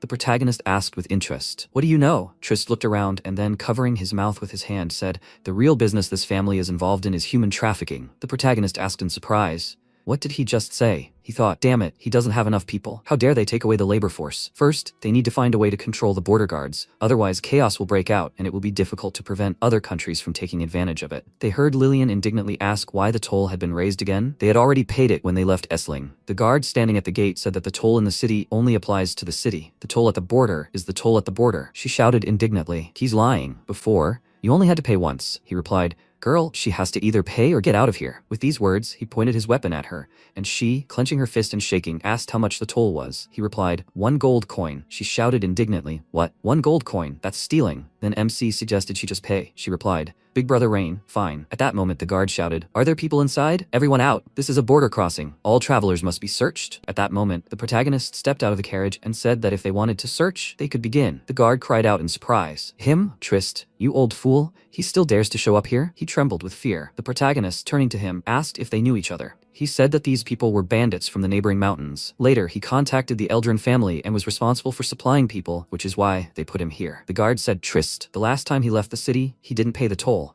so he was severely reprimanded. He slapped him in the face and added that if he doesn't return the money, he won't leave today." The man put his hand to his face and shouted, "Impossible." He gave him the amount of money he named. The guard said there was no need for money back then, but that doesn't mean there isn't one now. If it had been anyone else, the brothers would have let the cart through, even without 5 gold pieces. He pointed his weapon at him and added, "But since he's here now and still without 5 coins, he won't get through." MC said, "No, that's a hefty fare. How can the city fare be so low?" The soldier asked in surprise, "Where is he from?" Then he looked at Leah and thought, "There's such a beautiful girl in Essling." Trist, holding a bag of coins, said, "They need 5 gold pieces and he'll give it to them right now. Please don't make things difficult for them. They're his trading friends." The soldier picked up the bag and spoke, as expected, like an honest old comrade. He tossed the bag to another soldier and told them to put it aside for him. Then he reached out to Leah and asked, "Beauty, where does she live?" The next second, the protagonist grabbed his hand and said, initially, he wanted to see if they could become a free labor force, but now it looks like everything is completely hopeless. The guard shouted angrily, "He thirsts for death." He then pointed his weapon forward, but before he could attack, Leah, armed with a knife, instantly attacked him, causing him to fall dead to the ground. The other soldiers looked at him in horror. After this, the protagonist said,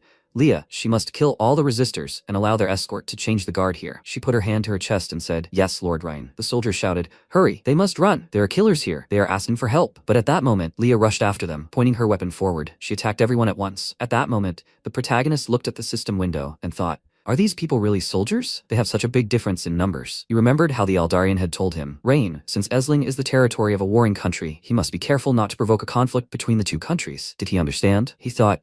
Luckily, he discovered this big problem. Otherwise, if a conflict with the Empire arose, he would have lost. At this point, Leah continued to deal with the soldiers. They looked at her approach in horror. At this point, Caesar shouted indignantly, "Who dares to create problems on the Essling border?" The soldiers joyfully turned around and shouted, "General Caesar is approaching. They are saved. General Caesar, he must save them." The general approached them and asked, "Are they the ones causing trouble on the border?" MC looked at him, and noticing the system window, thought that Caesar was disloyal, but he was a real talent. Then he said that he was Caesar from the Holker family. He has a brother working in Priscilla's territory, right? Caesar was surprised. Who was he? How did he know his brother? The protagonist answered, "His older sister, Priscilla Edgar." He shouted in bewilderment, "Is he Lord Rhine, the youngest son of the Aldarian Grand Duke?" The soldiers were surprised. "What? The son of the Grand Duke?" The end. They insulted the wrong person. The Duke thought he remembered his brother's letter. Then Eldaric, smiling, opened the chest of gold in front of him and said, "General Caesar, Essling is relying on him in the future." Caesar thanked him for his kindness in return. The Grand Duke sent him to such an inhospitable place because he treated him lightly. Needless to say, his strength deserves his status. "He deserves it too, right?" He replied. "That's right, that's what he deserves. He shouldn't waste his life in such a place." Caesar then reached for his weapon and shouted, "How dare he pretend to be Lord Rain? All soldiers obey orders. They must kill this false Lord Rain, and he will reward them generously." Leah then pointed her hand forward and shouted, "How dare he? Caesar is planning a rebellion." One of the knights turned to Caesar and shouted, "He must not do this. This is a crime that will lead to the destruction of the family." The others agreed. "That's right, Lord Caesar." Then he drew his sword and asked, "Have they forgotten what they just did? They have already insulted the son of the Grand Duke and mocked the law. They should have heard what Rhine did. He destroyed the Eldrin family and 4 lords. This is the western part of the Caradorial Empire, and they have power that they have earned over the years." He waved his hand and shouted, "If they take Rhine's head to the Orvis Empire in the north, they can at least live a happy life as minor nobility. Life or death, they can choose for themselves. He is not forcing them." After that, he pointed his sword forward. The soldiers began to doubt. Should they listen to the general? Leah, looking at them, thought, "Damn, they are bewitched." Then one of them said, "The general is right. They must follow the general." Caesar smirked and said, "Lord Rhine, his dying words?" The protagonist said, "If they correct themselves, he will give them a chance to start over. It will be a shame if..." Before he could finish speaking, Caesar shouted, "Army, they must follow the command. Strike, kill." They charged, and then Leah, pulling the fabric over her knife, said, "The skirt is in the way." After that, she cut off the excess fabric and, pushing off the ground, charged. She slit the throat of one of the guards. Then she saw a weapon approaching her and, flipping in the air, flew to the side. Then she spun the knife in her hands and attacked the next soldier. At that moment, One of the soldiers ran at the protagonist, weapon pointed forward, shouting, "He must die." Leah, without thinking, threw the weapon, throwing the soldiers aside. The protagonist said, "Caesar, this is his last chance. He must not hide." In response, he only shouted, "Kill them all. Anyone who kills him will receive a reward of 1,000 gold coins. Kill." The soldiers ran forward and shouted, "The gold will be his." One of them, swinging his weapon, approached Leah from behind, but she kicked him in the chin, then followed up with a knee strike, scattering the soldiers attacking her in all directions. At that moment, Caesar, turning to a mage standing nearby, said, "Mages, they must obey orders. They must take down this fool for him." The mage replied, "Yes, Lord Caesar." He concentrated energy in his hands and fired an ice arrow. It flew straight at Leah. She swung her leg and shattered the ice arrows, and then thought, damn, her legs were covered in ice, and she thought she couldn't move. Caesar shouted, "Troops, they must obey orders. This fool can't move anymore. They must kill Rain immediately." The others rushed to the attack and shouted, "Kill!" The next second, the protagonist threw his hammer forward and shouted, "Leah, she must find a way to jump immediately." She caught the hammer in her hand and answered, "Yes, Mr. Rain." Then she smashed the ice on her feet and jumped up sharply. The protagonist said, "It's time to test the power of this thing." An electric wire appeared next to him. It hit the ground, and all the soldiers standing in front were electrocuted. MC, standing on special plates, said, "Luckily, the ceramic broke." One of the soldiers was surprised. "What's going on?" His partner shouted, "Thunder magic." The protagonist said, "It would be nice if he could capture this scene on video. The video is a safety warning for future products. It will remind people to handle electricity with care." Caesar shouted, "Damn it, why are they standing there? They must continue the attack. Kill him." The soldier next to him, trembling with fear, said, "This is bad. General Mr. Rhine has used forbidden magic. Anyone who approaches him will die." In response, Caesar severed his head from his body and, throwing his sword over his shoulder, said that anyone who stood against the army would be killed. They must advance immediately. He is alone. He does not believe that he can kill them all. After this, a soldier, trembling with fear, walked forward and asked, "What is happening?" At that moment, Leah asked, "Lord Rain, why didn't his magic knock out these soldiers?" He folded his arms over his chest and said that the energy must have run out. He was just checking the battery capacity anyway. She came closer and said, "Then she must take him away from here immediately." He told her not to worry. Caesar will not escape today. At that moment, Caesar pointed his hand forward and shouted, "They must chase them immediately. It looks like Rain's magic is finished. We must kill him." The next second, a powerful electric shock fell to the ground. Caesar, perplexed, looked up and asked, "How is this possible? Why is the magic guild here?" Selena was in the sky, concentrating energy around herself. She said, "Caesar, boy, he's quite insolent. Is she on time, young master?" MC turned around and said, "On time." The battery had just run out. She flew closer and was surprised. "He used the battery? And what was the effect?" He replied that he would tell her after Caesar and the others were arrested.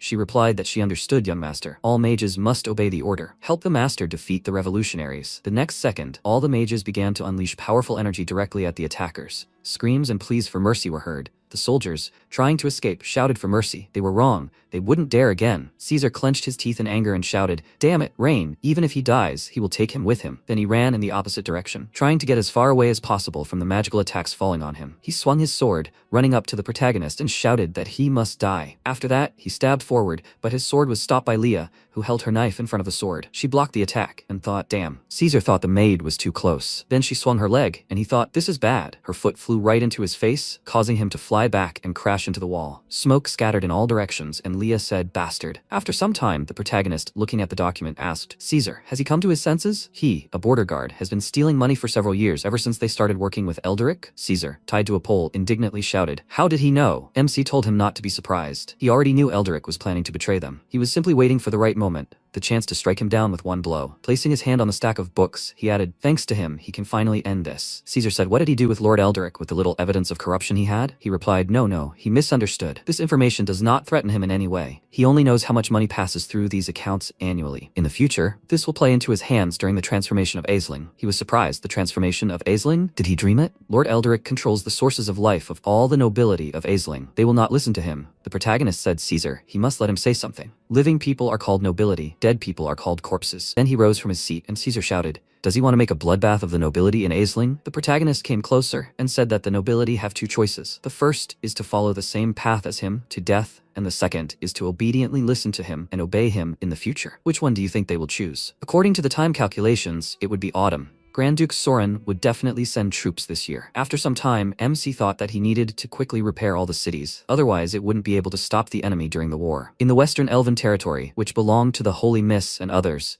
there would be no war as long as the negotiations were successful. He unfolded the map and thought that there was no need to worry about the Second Sister's territory in the east. The most dangerous was Grand Duke Soren in the north. At that moment, Leah approached him and said, Lord Rain, the money extorted from all the border posts was estimated at around 3,500 gold. The protagonist suggested transferring the guards to ensure protection first. Each should be given 100 gold coins, and the rest should be taken back to Aisling. Leah agreed, and then the protagonist waved and said, Miss Selena. He approached and thanked her and the Magic Guild for their hard work. She smiled sweetly and said that it was not difficult at all. She held out the electric wire and asked, but could the young master explain the principles of battery discharge in detail? Why would someone without magical ability use it? He awkwardly scratched the back of his head and said, Okay, he'll explain slowly on the way back. She agreed. At that moment, Malcolm ran up to them and shouted, President Selena, this is bad. She turned around and asked, What the hell is going on? He must tell. He shouted, Lord Rhine, the city's ruler, Eldrick, has captured the city and rebelled. Selena, perplexed, asked, What? The protagonist thought he'd finally run out of patience. Selena turned to him and asked, Young master, what should we do? To suppress the border guards, she pulled all the mages out of the guild. Now there's no one in the city to act as an inside agent. The MC smiled and told her not to worry. Eldrick lost the moment he raised the city in rebellion. Sometime later, the protagonist and the others reached the city walls. He said, Eldrick, did he force him into a difficult situation? He stood on the wall, folded his arms and asked, Could it really be Lord Rain? What does he want to do in the city today? The protagonist asked, curious, why did he betray his father? He shouted indignantly, Why? Because he simply abandoned him in this backwater when he and his father united to establish an empire. After he became the leader, he not only treated him less than he deserved, he threw him and his family into a remote wasteland. He wrote to him numerous times in the hopes that he would transfer him to a more promising place, but he rejected them all. He pointed his finger at him and shouted that it was all his father's fault. If he wanted to blame someone, he should blame him for being cold and ruthless. There were those who conquered the world with his father, but they all got less than they deserved. They don't rebel, they take back what they've won. The protagonist said he thought he'd give him a worthy reason, but this was a boring debate about interests. He'd give them one chance if they wanted to survive. They must leave the city and its surroundings immediately. If they wait for him to infiltrate the city in 3 days, they shouldn't blame him for his cruelty. One of those present chuckled. 3 days? Young sir? Does he even know how long it will take him to break into the city? The man next to him laughed loudly. Eldrick, also laughing, asked, Lord Rain, he must be scared, right? The man next to him added, What kind of fool is he? All talk and no action. He added, Lord Reen, if he's so confident, would he dare make a bet with him? The protagonist asked. What bet? He replied that if he couldn't penetrate Essling within 3 days, he would humbly surrender and allow him to rule over it. MC asked if he broke through. He laughed in response and said that if he broke through, he could do whatever he wanted. So what? He dares to accept this bet? At this point, Selena turned to the protagonist and said, There's no need to listen to him. They can fight them immediately. Leah added, Lord Rain, she had already reported to the Grand Duke about Eldrick's rebellion. They need to wait for the Duke to send his troops to defeat them. There's no need to make such fearless bets with him. Eldrick said, Lord Reen, why isn't he answering? Is he afraid? He should be afraid. He just said he would break into the city in 3 days. And now he's just a coward. If there's a chance, he should accept the bet. Is he scared? The protagonist said that since he wanted to humiliate himself, he would satisfy him and accept the bet. He hoped that they could keep their promise in 3 days. He replied, Okay, everyone present is a witness. The deal is done. By the way, Lord Rhine, he almost forgot to tell him something. The Orvis Empire army received news of his rebellion. It's unlikely to reach the border fortress in 10 days. Lord Reen cannot be captured by enemies. After some time, MC and his team took a place in the tent. Selena said, Young sir, although the walls of Essling seem half destroyed, it will be difficult for them to break through with their strength alone. A warrior standing nearby added, Lord Rain, he must allow him to be taken south. When the Grand Duke's army arrives, they will attack Essling. The protagonist told them not to worry. These walls will fall in 3 days. Now he is worried about the army of the Orvis Empire. Leah, has she collected enough firewood and bales of hay? She replied, Lord Rain, everything is ready, and at his request they found a lake nearby. He said, Selena, she must do as he says. She must have the mages use ice magic on the lake. This is necessary to lower the temperature of the water in the lake, preferably to about 0 degrees Celsius. Selena asked, Her lord, will this really help break through the wall? He told her not to worry. The wall would only stand for 3 days. After some time, he mounted his horse, and together with the warriors, they charged forward. He shouted, Attack! The warriors, holding bales of hay, ran forward, protecting themselves with their shields from the arrows flying at them. Eldrick, watching what was happening from the wall, thought in surprise, These people are attacking the city without weapons. Why do they need firewood? What? They just throw it away and run away? He asked in surprise. What's going on? Could they have counted on this when they were defending the city? The archer next to him said that they hadn't seen anything like that either. Maybe he wanted to set the city wall on fire? He punched him in the face and shouted indignantly, Set the stone on fire? Can he even hear himself? The archer put his hand to the bruised place and spoke, but he really couldn't think of anything else. Eldrick shouted indignantly. At that moment, the warrior next to him added, Lord Eldrick, it's burning. They were really going to set the city wall on fire. He shouted in surprise. Huh? They were really going to set the stone on fire. The young lord is just a fool. Then another warrior approached him and asked, He wants their mages to put out the fire, or does he want to shoot arrows at the soldiers holding the firewood? He replied, No need. The couple of mages they took from the Orvis Empire shouldn't enter until the critical moment. They can't waste their magical energy on this. And don't waste your arrows on them, or the firewood. In 3 days, he will humiliate him on this city wall. After After that, he laughed loudly, and the fire, heating up the stones, grew ever stronger. Sometime later, the city lord's estate. A subordinate approached Eldrick and, kneeling, said that he reports, "Lord, it seems the other side does not intend to continue the fire." He was surprised, huh? They burned all the firewood for the winter? He laughed and told him to follow him and witness how the idiot young lord surrenders to him. The others said, "Yes. Today is the last day of the wager between Lord Eldrick and Lord Rhine. Lord Eldrick must win." That's right. The city wall is almost crumbling from the heat. It's difficult to approach this, let alone besiege it. After some time, he climbed the wall and shouted, "Ah, Lord Rain, is he going to put out the fire and come and surrender?" The protagonist, seated on horseback, replied, "Eldrick and the best of the nobility. He's giving them one last chance. They must surrender now or die later." Eldrick asked, "Lord Rain, is there something wrong with his head? What makes him think they'll surrender? Has he forgotten the bet they made 3 days ago? Is today the last day? If Aisling isn't destroyed by sunset today, they must humbly surrender. Or does he want to abandon his duty to both armies?" The man standing behind him laughed loudly and remarked, "That's right. He should think about how to break into the city." The man next to him added, "He won't back down from his duty, right?" Then MC put his hand to his head and told them not to blame him in that case. He said, "Selena, come on." The next second, she concentrated energy in her hand and said, "Understood, young lord." At that moment, Eldrick pointed his finger at her and shouted, "Mages, quickly on guard." She continued to concentrate energy, and the next second, she directed it downwards. The mages immediately created a barrier, defending themselves from the attack, and they shouted, "Magic barrier!" But her attack was aimed at the bottom of the wall. The mage asked in surprise, "Huh?" Eldrick laughed loudly and shouted that it made him laugh. She can shoot crookedly. He didn't think Selena from the Mage Guild was capable of anything more. Then he looked ahead in surprise and asked, "Is it raining?" Then the protagonist shouted, "All units obey the command. Attack! They must attack." At this moment, the warriors, covering themselves with shields, dragged buckets of water straight to the wall. The protagonist caught Selena's hands and thanked her. He thought he hadn't really thought she could cause a change in the weather. This would help solve the drought problem in the future. She asked, "Young sir, is this method of his truly effective?" He took her hand and told her not to worry. When the wall would be covered in ice, it would cease to exist. At that moment, Leah cried out, "Master, he must come back." Several buckets of ice fell onto the wall. It began to crack. Eldrick wondered in surprise. What was happening? Why was the city wall making such sounds?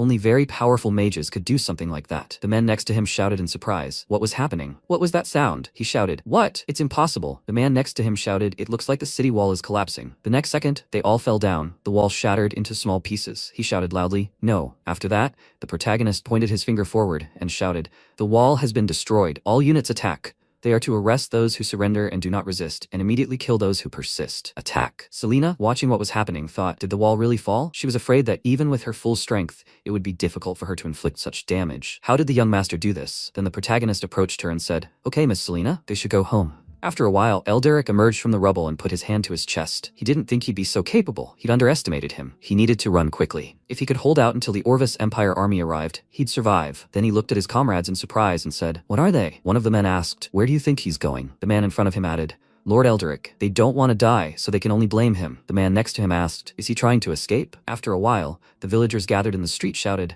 "Lord Rhine is excellent." Exactly. You destroyed such a strong city wall in just 3 days. Besides, aside from a couple of idiots who sprained their legs, there were no casualties at all. Selena, flying up to the protagonist riding in front, said, "Young master." She's begging him, please. He must tell her how he did it. She's begging him so much. He thought it seemed that if he didn't explain, she wouldn't enter the city. Then he looked at her and said, "It's all based on the physical principle of expansion and contraction depending on temperature." She wondered, what kind of principle is this expansion and contraction? Expansion and contraction in physics refers to the expansion of an object when heated, and its contraction when cooled. The principle is based on the law of motion of the particles, atoms, or molecules that make up an object when subject to temperature changes. When the temperature rises, the range of vibration of the particles increases, causing the object to expand. When the temperature drops, the range decreases, causing the object to contract. He'd tell her the rest after he dealt with that idiot Eldrick. After a while, they approached a collapsed wall. A man crawled out from behind the rubble and said, "Master Rhine, he must save him." But the protagonist asked, "Is he trying to trick him?" He looked him in the eyes and said, "Lord Rhine." He was deceived by Eldrick, but then submitted to him. The man next to him added, "That's right. They wanted to capture him and atone for their crimes, but he unexpectedly turned against them." The protagonist said he gave them 2 chances,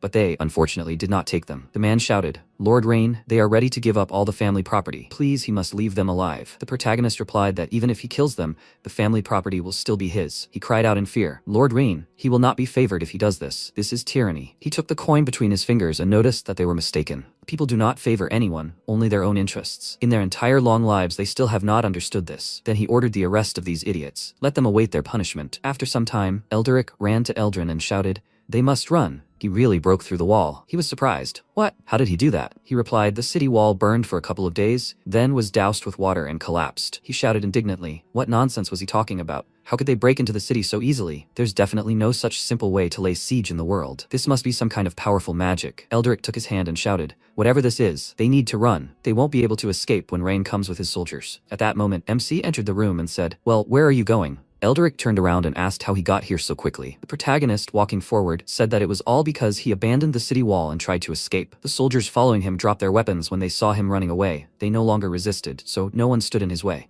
After that, he approached Eldrin and asked, is he behind Eldrick? Does he wear a mask because of disfigurement or scars? He replied, Rain. In a couple of days, he won't speak so arrogantly. The Orvis Empire army is already on its way. If he hadn't destroyed the Esling city wall, he could have lived a couple of days longer. When the Orvis Empire army arrives, they will repay for all the humiliation. Then he threw the scroll in front of him, and MC ordered, Leah, she must stop him. The next second, she threw a knife forward with lightning speed. The mask on Eldrin's face shattered and fell to the ground. She approached the protagonist. Eldrin thought, was it her? Then he shouted, he will definitely come back. After that, it was as if he vanished into thin air. Leah, looking at the protagonist, apologized. It was her fault that she was late and let him go. He replied that she shouldn't worry. He knew this would happen. It's bad not to know the identity of the enemy. She said that she knew this person. He was surprised, right? He's an acquaintance of hers? She replied that it was not so, not that much. His name was Eldrin Crowclaw, and he was a subordinate of the Grand Duke. Later, during the war, he betrayed him and defected to Grand Duke Soren of an enemy country. The protagonist asked in surprise, is his name Eldrin too? Perhaps he was a relative of the recently executed Adrian? She remarked that it was true. He was originally the leader of the Eldrin family. He opposed the Lord's ideals, so he left the family and joined the enemy, Grand Duke Soren. The protagonist answered thoughtfully, I see. Then Selena said, young lord, the situation is under control, but what about the Orvis Empire? She fears that even if all the mages from the Mage Guild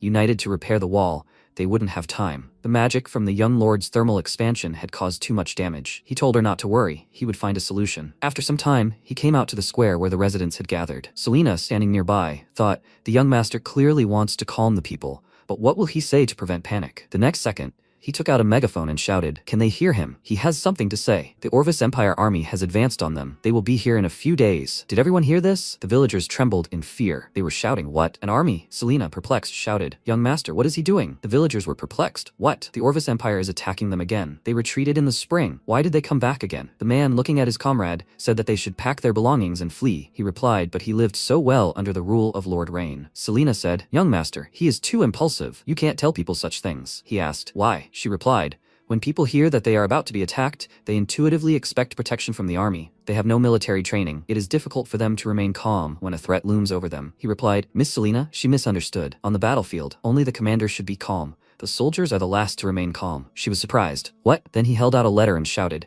It was a letter of challenge sent to him from the Orvis Empire. It says that Esling is teeming with scum and fools who do not dare to defend their homes and will flee, leaving it alone. The villagers were surprised. What? How dare these idiots write such a thing about them? Damn it, these idiots take their food every year. This time they will not accept it and will fight to the end. Then MC shouted, it seems the Orvis Empire doesn't know them at all. They are not scum and fools, are they? The villagers shouted, yes, they will fight back. They will lose nothing if they give up 1 for 1, but they will gain blood if they exchange 1 for 2. The protagonist shouted, excellent. Everyone has enough courage to fight. Then he, Rain Edgar, swears that he will lead them to drive the Orvis Empire from their lands. The villagers shouted, hooray! Sometime later, in Lord Aisling's estate, the protagonist was examining a document. Leah approached him, holding a cup of drink, and said, please, he should have a cup of tea and rest. He replied, there is no time to rest, Leah. We need to find a solution before the Orvis Empire arrives. Otherwise, all of Aisling will be captured by them. Leah asked, what was he talking about today? He put his cup back on the saucer and replied, it was a lie to calm the villagers. If the people panic, the city will be destroyed. It will be difficult even to ensure a proper evacuation, and people will do everything in a panic. She said, he must let her take him out of the city. She can't bear to see the danger looming over him. He told her not to worry. He asked Malcolm and Selena to get the children, the elderly, and the women out. It's not time to give up yet. Then he picked up the book and thought, is this serious? He'll ask Leah. Then he handed the book to her and asked if she knew what this dark green divine oil was. She answered thoughtfully. As far as she remembered, it was something flammable. It seemed witches used it during rituals. The oil is a very rich color, dark red, gold, dark green, black, brown, transparent. The color of the oil depends on the content of gum and asphaltine. The higher the content, the darker the color. MC thought, flammable oil? Really? Then he shouted, hurry, she must let him look at it. The book says it's in the pantry. After some time, they approached the door,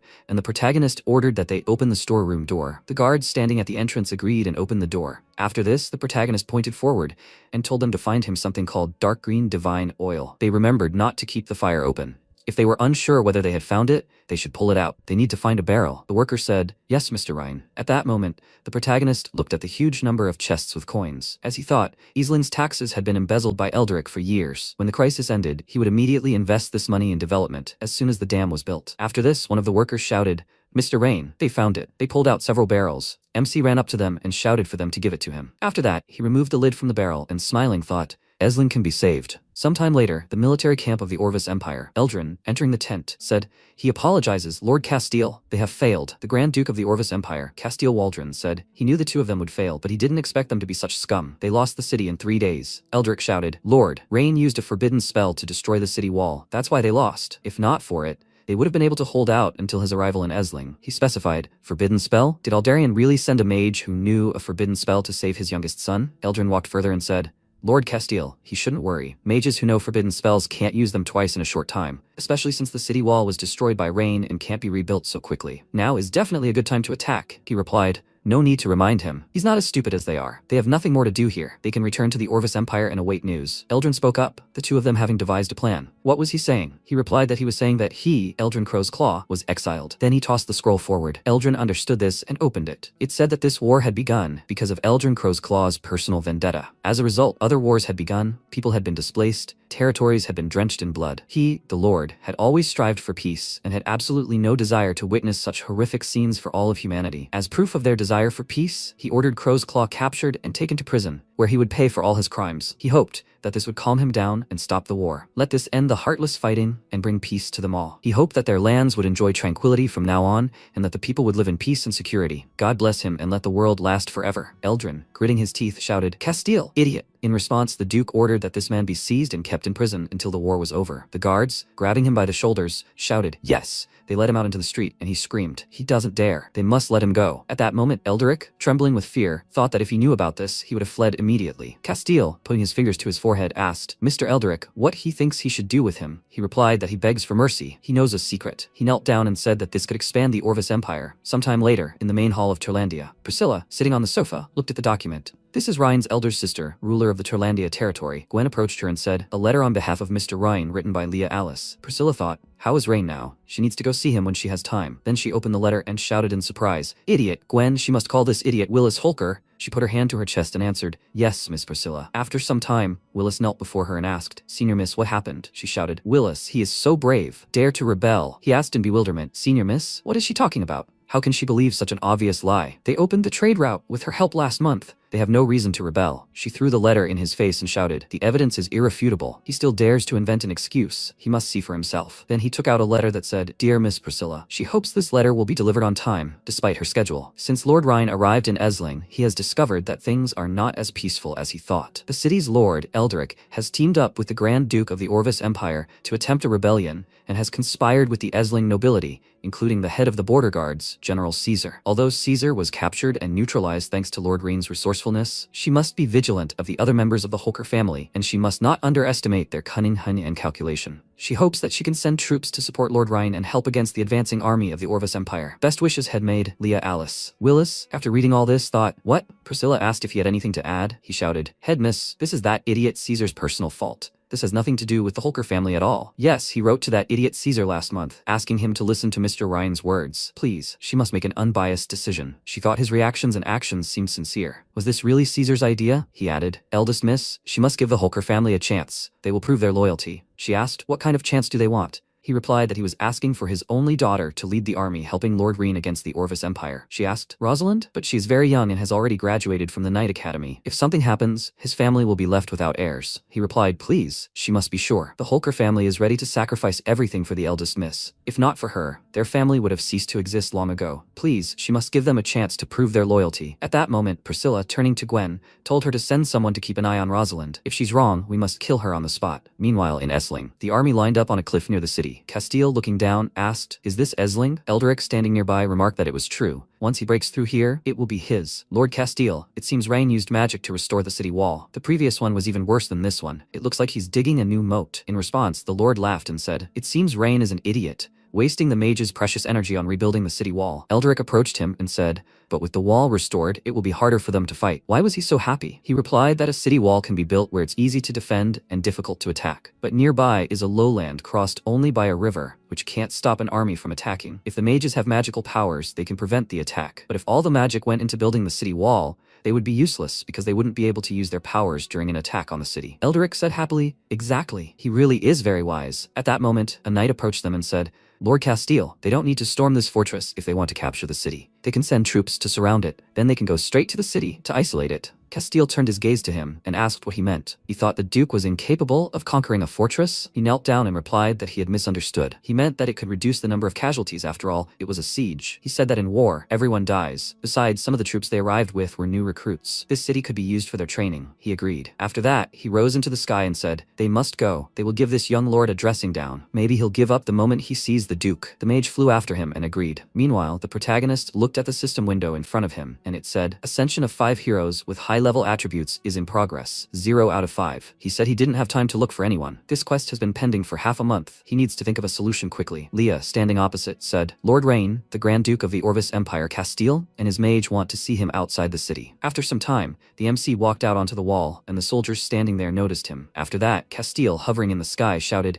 "Rain, the Grand Duke is giving him a chance." The protagonist pointed at him and asked, "Is this fool really Grand Duke Castile?" The soldiers laughed loudly, and Leah said, "That's right, Lord Rain, this fool is Grand Duke Castile." At that moment, he shouted, "Fool, how dare he show such disrespect?" Even his father hadn't dared to despise him so much. The protagonist shoved his hands into his pants pockets and asked, "Grand Duke Castile, what on earth does he want here?" He shouted that he was here to give him a chance to beg for forgiveness. If he didn't surrender now, he would turn this place into a river of blood. He replied that he would give him a chance too, but if he didn't want to die here, he must immediately send his army back to his territory. Castile looks down on the castle. He sternly exclaimed that it seemed the protagonist truly didn't know right from wrong. The Duke personally led an army of 10,000 men to the city. If MC doesn't want to die, he must surrender immediately. Rain closed his eyes and asked Leah to teach the Duke a lesson. She lifted her dress and revealed the knives attached to her leg. Leah quickly pulled out a knife and threw it towards the enemy. The mage instantly covered the Duke, and directing a stream of mana from his hand, asked Castile to be careful. A magical shield surrounded the mage and the Duke. The knife pierced the shield with tremendous force and left a scratch on Castile's face. The mage worriedly asked, "Is Castile all right?" The Duke clenched his teeth in anger and said it was a curse. The protagonist calmly crossed his arms and clarified that it was a warning. Next time, his maid would hit the target right away. Castile turned his head to the side and ordered the mage to leave. MC ordered Selena to prepare for battle because they were about to attack the city. She instantly agreed with him. After some time, the knights announced their return. The knight looked at the Duke and asked, "What happened?" Castile exclaimed seriously,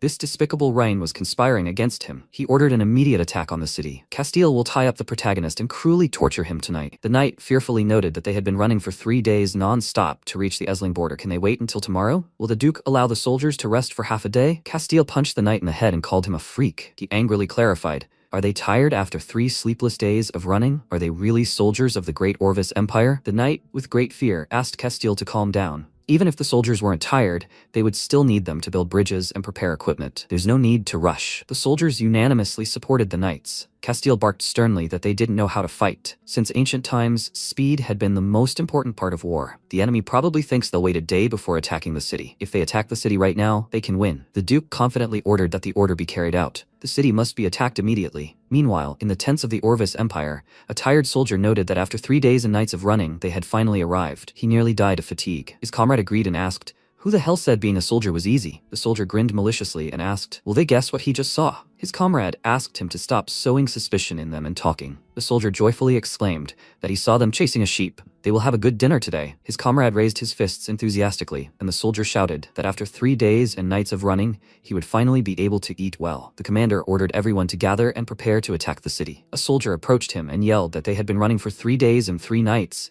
They had no energy left. Are they going to go without dinner before the battle? The commander sternly ordered them not to say such strange things. As soldiers, they should only obey orders, and now they must prepare to attack the city. The soldiers burst into tears and agreed with him. After some time, the soldiers stopped in front of a river flowing near the gate. They ran quickly and ordered to kill the opponents. At the same time, a subordinate asked when Rain would give the order to shoot. The protagonist looked in surprise at the enemy soldiers who jumped into the ditch. He turned his head to the side and asked if any of them had fought against the army of the Orvis Empire. The subordinate sternly replied that he had once been honored to fight against them. MC, looking at the soldiers' tired faces, asked why their soldiers looked like they hadn't eaten, or were people in the Orvis Empire built like that? The The subordinate said that, in response to the protagonist's words, he could only say, based on experience, that these were new recruits. Moreover, they seemed to be hungry. Rain was very surprised and clarified, "They don't feed the attackers?" The subordinate replied that he only had two assumptions. First, they may have little food, so the soldiers are hungry. The subordinate became very angry and fell silent. The protagonist sternly asked him to continue.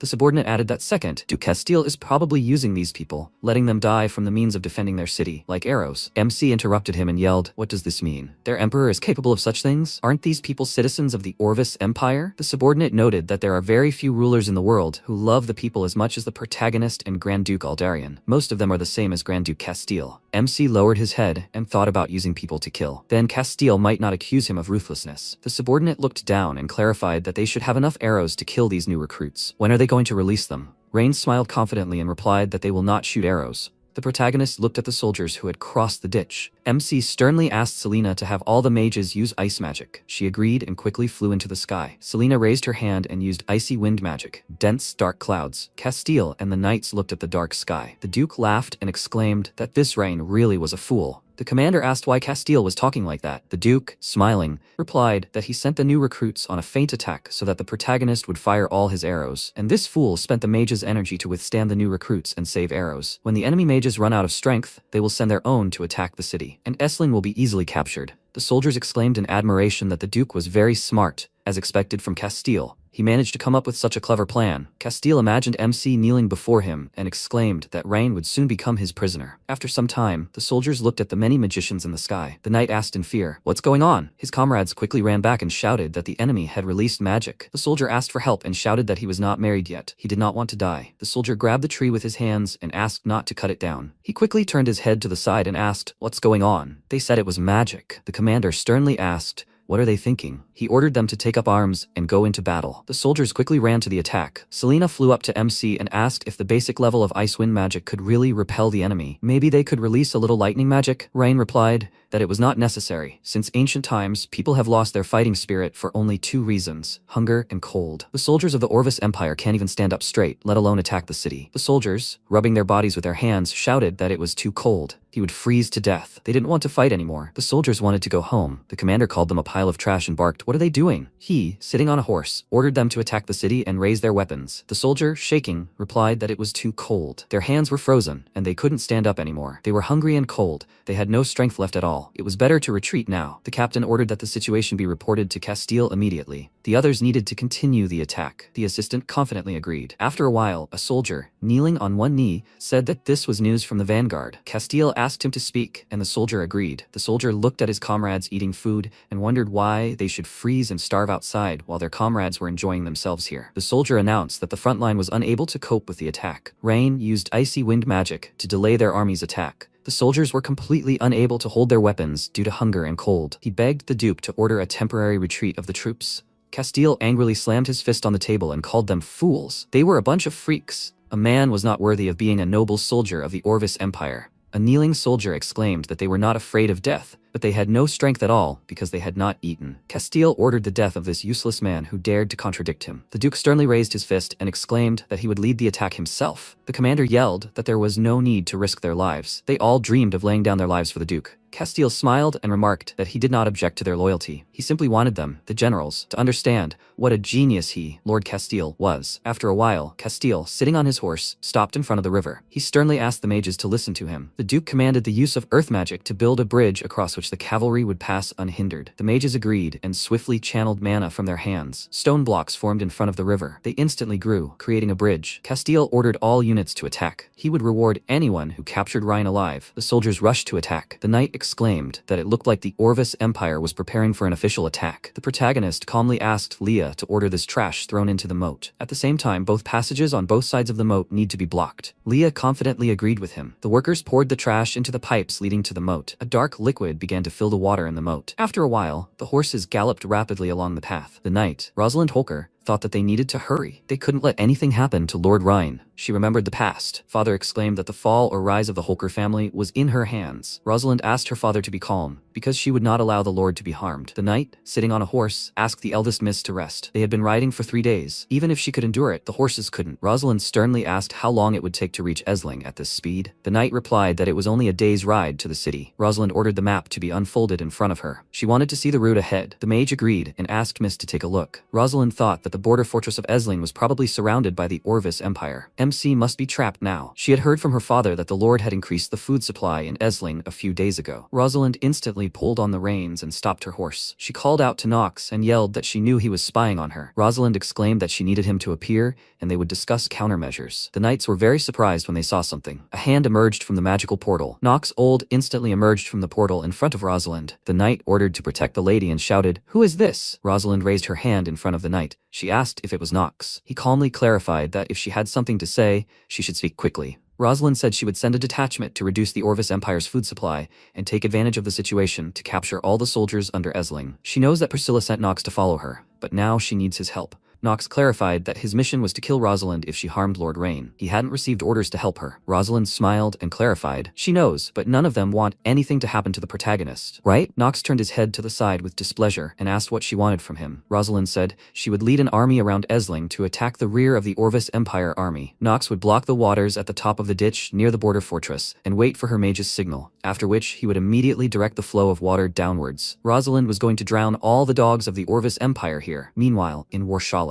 the Elf Queen took the sheet and exclaimed that she hoped they could reach a consensus and try their luck together. She asked to speak and clarified what her comrade thought. Illyria sternly replied that humans were so greedy and cunning, they had no principles. She thought it was better not to deal with them. Elf, Salian asked the queen to remember that they couldn't feed all the elves on their own. They had to buy food from humans every winter. They couldn't refuse. The queen clarified that Ayuria could also speak. Only she had seen the new mayor of Esling. Ayuria replied that she thought the new mayor was sneaky and cunning, although no, he was a very smart man. She didn't know how MC achieved this, but she did what he said. They not only got food for this year's winter, but also saved money. Salian was surprised and asked, "Are there really such interesting people among humans?" Illyria remarked that it was strange. The tribe's scouts discovered that they were at war again a few days ago. She sees no point in fighting every autumn. The condition for the deal is the city manager's survival in this war. Otherwise, there is no deal. The queen asked Ayuria to calm down and let her make the decision. What Salian said made sense. If the new ruler of Esling dies, there will be no deal. So she decided to go to the battlefield and see everything with her own eyes. After some time, the soldiers ordered to fire arrows. They cannot be allowed to climb the city wall. Selena asked fearfully, "Is everything okay now?" Reen asked them to take their time and replied that they need to wait for Castile to lead the soldiers. They can only use this method once. Castile cannot be allowed to escape. Selena confidently shouted that they must act now. She turned her attention to the soldiers who had climbed the wall. The knight joyfully exclaimed that they had taken the wall. Castile smiled and shouted that everything was ready. He raised his hand and ordered to attack and capture MC alive. Rain exclaimed that Castile had crossed the bridge. He raised his hand and ordered Selena to act. The knights quickly stood in front of the protagonist.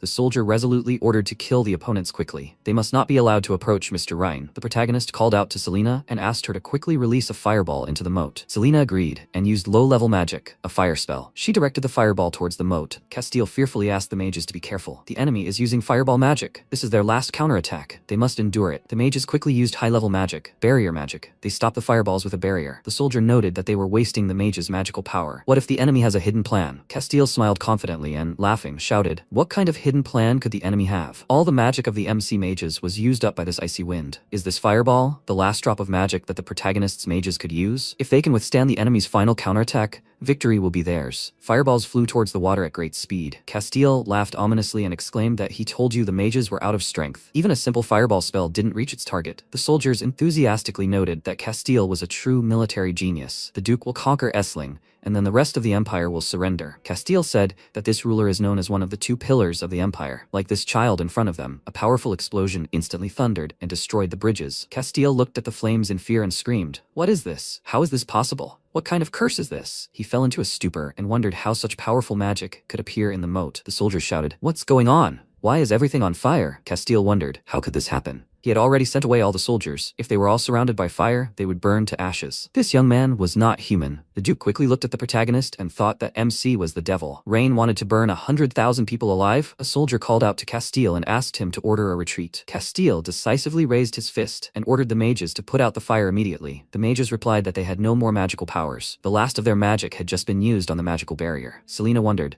Was this magic already at the level of forbidden spells? Forbidden magic was created with just 2 barrels of oil? It didn't even take magic? The protagonist was watching what was happening, listening to cries for help. He put his hand to his head and thought, in order to prevent his people from ending up in this situation, the protagonist must develop the industry as soon as possible. MC headed for the exit and said that he was leaving the rest to Selena. She confidently agreed with the Lord. Selena raised her hand and ordered all the mages to listen. They must immediately repel all soldiers of the Orvis Empire. Flames engulfed the area near the gate. The commander called out to Castile and ordered him to come here. The Duke raised his hand, breathing heavily. After a while, Castile asked, "Where are the guard soldiers?" He raised his head and noticed a flash in the sky. The sword quickly plunged into the ground and the Duke fell to the floor. He asked in fear, "Who is it?" Rosalind sternly squeezed the hilt of the sword with her hand and noted that, judging by his attire, he must be nobility of the Orvis Empire. She had been looking for him for a very long time. Castile shook with fear and clarified what she wanted to do. Rosalind ordered him to speak and asked where his main forces were. "Is Lord Ryan safe?" She hit Castile on the head with a rod several times with force. Castile grabbed his head with his hands and yelled that he would tell everything. The main part was burned to death by the protagonist's forbidden magic. "He is the Grand Duke of Castile. She shouldn't be in his face." Rosalind resolutely raised her fist and barked,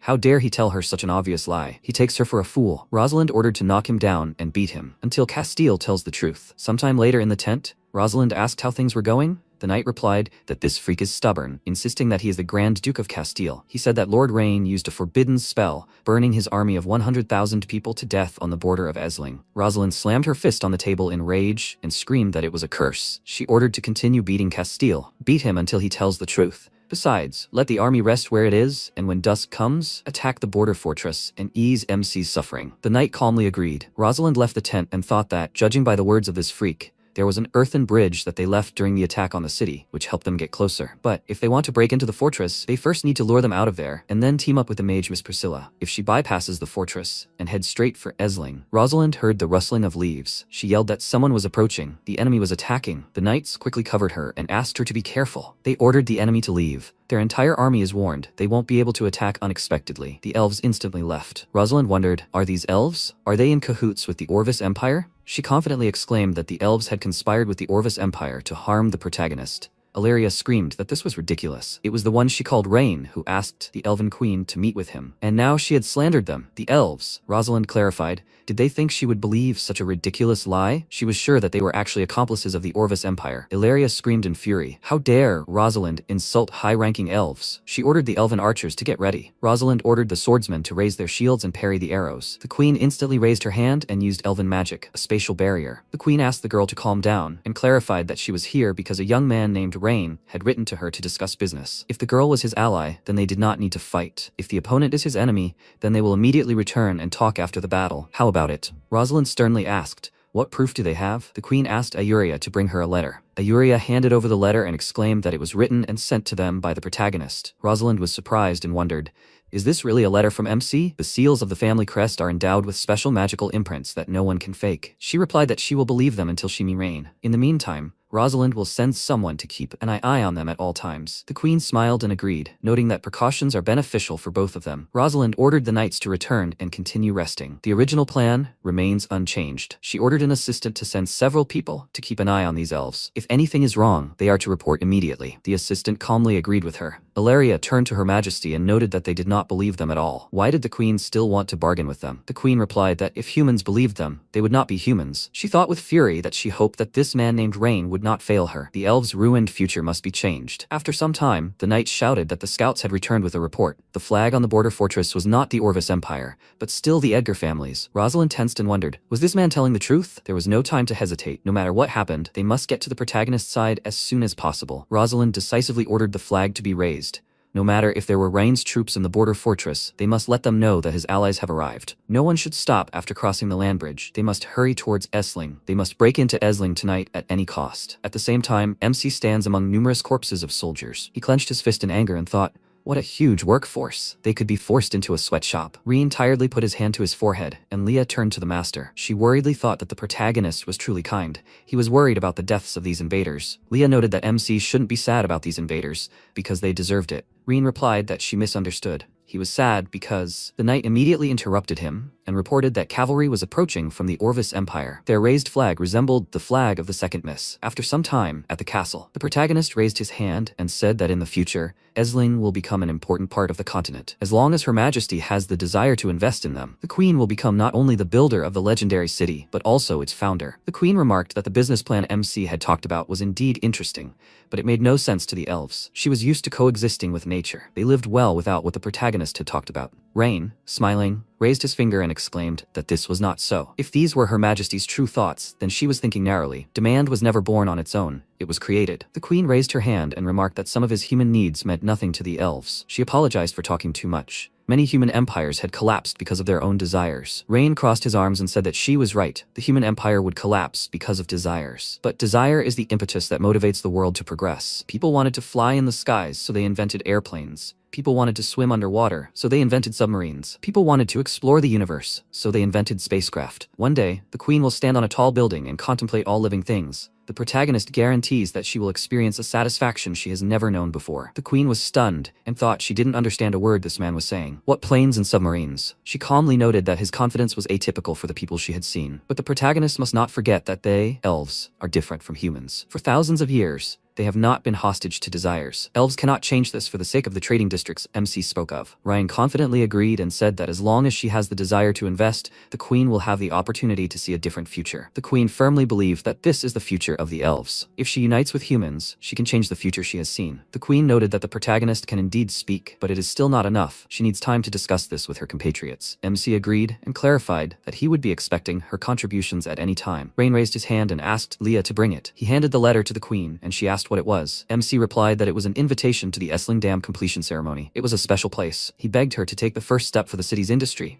At the same time, the knight, galloping swiftly on a horse, shouted that this was breaking news. Lord Rain was unharmed. He cleared the battlefield under the border fortress. Rosalind wondered, didn't the Orvis Empire bring an army of 100,000 people? Was the Duke really telling the truth? Did forbidden magic really help the protagonist? Never mind, she didn't have time to worry about it now. She needed to hurry to MC. After a while, the horses instantly began to stop in front of the Esling gates. Rosalind turned her attention to the gates and pulled the reins to stop her horse. She dismounted, and the knight asked the eldest miss to come here. After some time, in the castle room, Rosalind stood before the protagonist, who was sitting on the couch. She knelt down and introduced herself, explaining that she was a knight sent by Priscilla to assist MC. Rosalind hadn't made it to him when she was needed, and was asking for her punishment. Rain asked, his older sister asked her to come here. Rosalind confirmed this, and the protagonist asked, so why did she come from the Orvis Empire? Rosalind lowered her head and replied that they had received orders to come to their aid 3 days ago. She assumed MC had abandoned the border fortress and returned to Esling, so she ordered the army to surround it and block the Orvis Empire's retreat. Rain, astonished, clarified, they arrived here from his sister's lands in 3 days?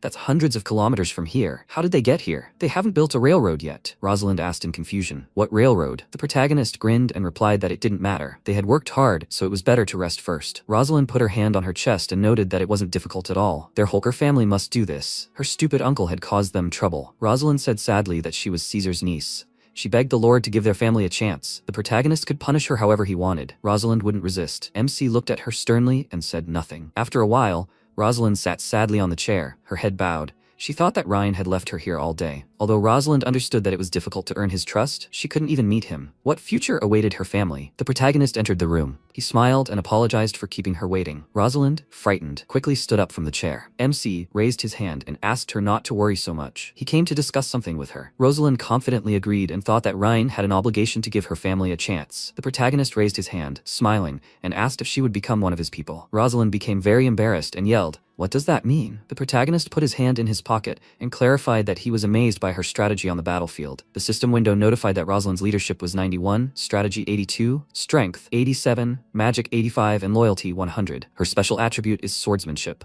She is brave and unwavering. MC thought this was a high-level quality. He said that her courage to carry out a soldier maneuver and boldly lead the attack on the enemy makes him think that Rosalind is very talented. Rosalind confidently thanked him for the compliment and exclaimed that this is her duty. Ryan arrogantly clarified, does she wish to become his? Rosalind turned her head to the side and replied that she understood everything. She exclaimed with great embarrassment that if he wanted to use her to compensate for the damage, then she was ready to give him everything. MC tensely asked her to wait a minute and noted that something was wrong in this conversation. She misunderstood something, especially about compensating. He never thought about that. Rosalind instantly dropped to one knee and clarified that although her dream was to become a knight and serve Rain, if the protagonist wished to use her cursed body to compensate for the harm her uncle had done, Rosalind would not object. MC asked her to stop and said that she had misunderstood him. He wanted her to become his subordinate, and nothing more. Rosalind was surprised and asked what he was talking about. Reen smiled and clarified that he was asking if she wished to join his ranks. The protagonist will not hold Rosalind or her family accountable for the crimes committed by Caesar. MC immediately coughed. He sternly asked if she would serve as his knight. Rosalind thought with great happiness that she would become not the master's plaything but his knight. This had always been her dream. She lowered her head and exclaimed that it was a great honor for her to become Rain's knight. After some time, the protagonist wrote in a letter that the crisis in Essling had been resolved. The knight Priscilla had sent, Rosalind, was outstanding. MC picked up the letter and asked Leah to send it to his second sister tomorrow,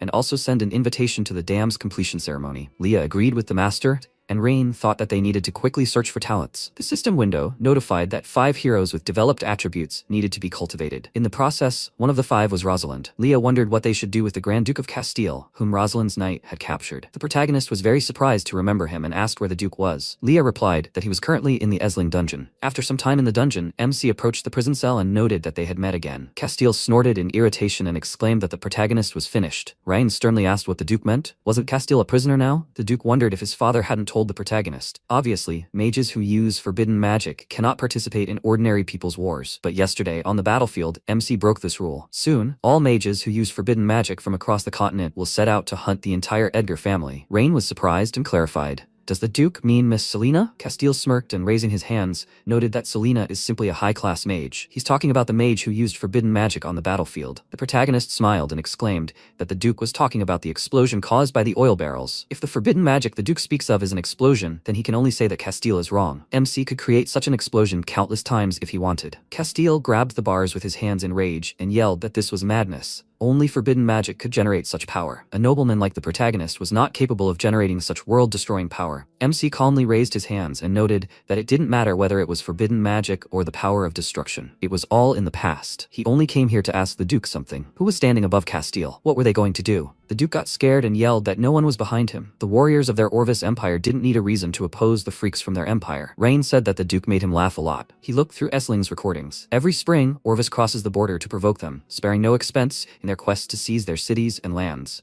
But Orvis never occupied them, or even left a garrison. Then, in the fall, Castile for some reason immediately withdrew its troops. Does the Duke think such actions could be hiding something? Either Castile has a stupid emperor, or the Duke has other reasons for this campaign. Castile snorted furiously and exclaimed that it was because they didn't care about occupying lands like the protagonist.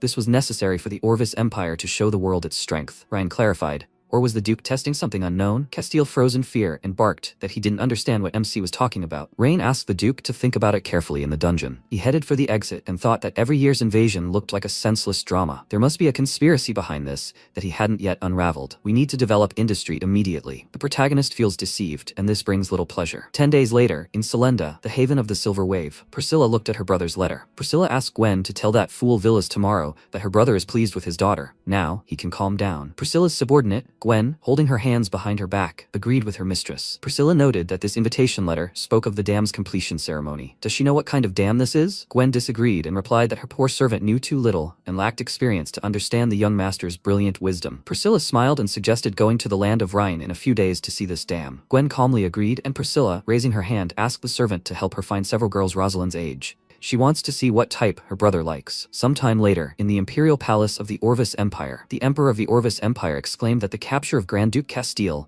was an attempt to lower the army's morale. Craven yelled that if Castile revealed the secret, an even greater disaster would occur. Who told him to act so fearlessly only to find himself in such a situation? The emperor became extremely angry and ordered him to stop. If so, then why continue to take responsibility? He needed a solution, not arguments. Craven turned to his majesty and asked if perhaps the emperor could send someone to Essling to try to negotiate with them. The emperor's aide angrily called him a freak. How could his Orvis Empire negotiate peace with such barbarian lands? The comrade agreed and shouted that if they bowed to the Caledorial Empire, it would dishonor their empire. Craven calmly noted that if Castile revealed all the secrets, their plans for all these years would be ruined. He raised his hand and asked his majesty to make the right decision. The emperor replied that peace negotiations could be considered and asked if Craven had any candidates. This man must not only be of high status to represent the dignity of the Orvis Empire, but also with sufficient courage and wisdom. Craven was surprised and thought that his majesty's words were so strange. Something as simple as peace negotiations would not cause difficulties. One only needed to demand minimal compensation. Is his majesty really thinking? The emperor, raising his hand, interrupted his thoughts, and noted that, judging by his expression,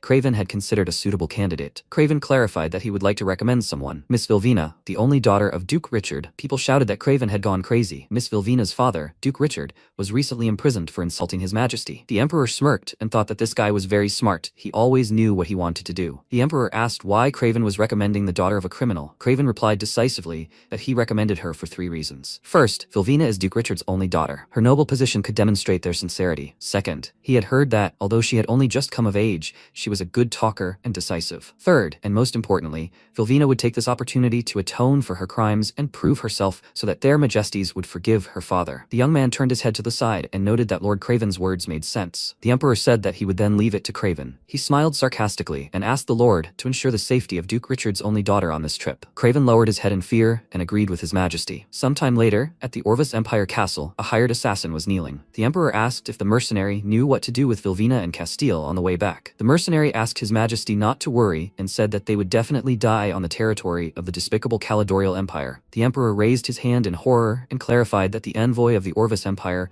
was killed by the Caledorial mercenary. It seems that now he has another reason for war. After some time on the street, the sellers shouted that these are fresh fruits and fish. People need to look at this. The seller called out to the protagonist and asked if MC came to buy something. Ryan laughed and replied that he just went out into the city to walk around and see if they needed anything. The seller, smiling, noted that thanks to the protagonist, their lives have become much better. The guy agreed and added that before they lived worse than animals, but now they have a normal life. The seller called him a fool and yelled that if the guy can't talk, he should talk less. The protagonist, laughing, noted that they were so busy. The sellers said goodbye to the master and Ryan, sitting on a chair, raised his hand. The protagonist noticed the people in the crowd and checked their attributes. The system window announced that this was Ivan Cobb. His age was 43, strength 28, magic 12, strategy 18, leadership 20, and loyalty 82. Marina White, age 27, strength 15, magic 25, leadership 18, strategy 22, and loyalty 80. Thomas Rhett, age 38, strength 33, magic 20, leadership 28, strategy 25, and loyalty 75. MC let out a tired sigh and thought that it turned out that it was too difficult to find a talent with high attributes among ordinary people. He had been walking around different places for several days. Ryan still hadn't found a single suitable talent. Should he ask his second sister and older brother for talents? No. The lands of his older brother and second sister were also facing difficulties. He should only rely on himself. Besides, the second sister sent MC Rosalind, so he can't be so greedy anymore. Rain closed his eyes and strained heavily, and Leah turned to the master. She hugged him and noted that the protagonist was too tired after 3 days. Leah asked him to rest a little. She sent people to post various leaflets around the city, asking those who thought they had talent to come to MC. Ryan, tired, thought that those who recommended themselves really did have talent. They are very good factory workers. It's just that his factory can't open at all. The elven investment hasn't progressed, and they need another half a month to build the dam. Forcing mages to study chemistry is a crime against nature. This stupid system also gave him an amazingly difficult task. It's too difficult. The merchant yelled that how dare a person return to the city. Ryan quickly turned his head to the side and looked at Armando Cresta, 32 years old. Armando, smiling, asked the merchant not to say that and to trust that this time there would be absolutely no problems. The protagonist noticed the system window, which reported that Armando's leadership was 56, strategy 95, strength 33, magic 89, and loyalty 50. His specialties were alchemist and master of medicine. The MC was overjoyed and thought he'd found talent.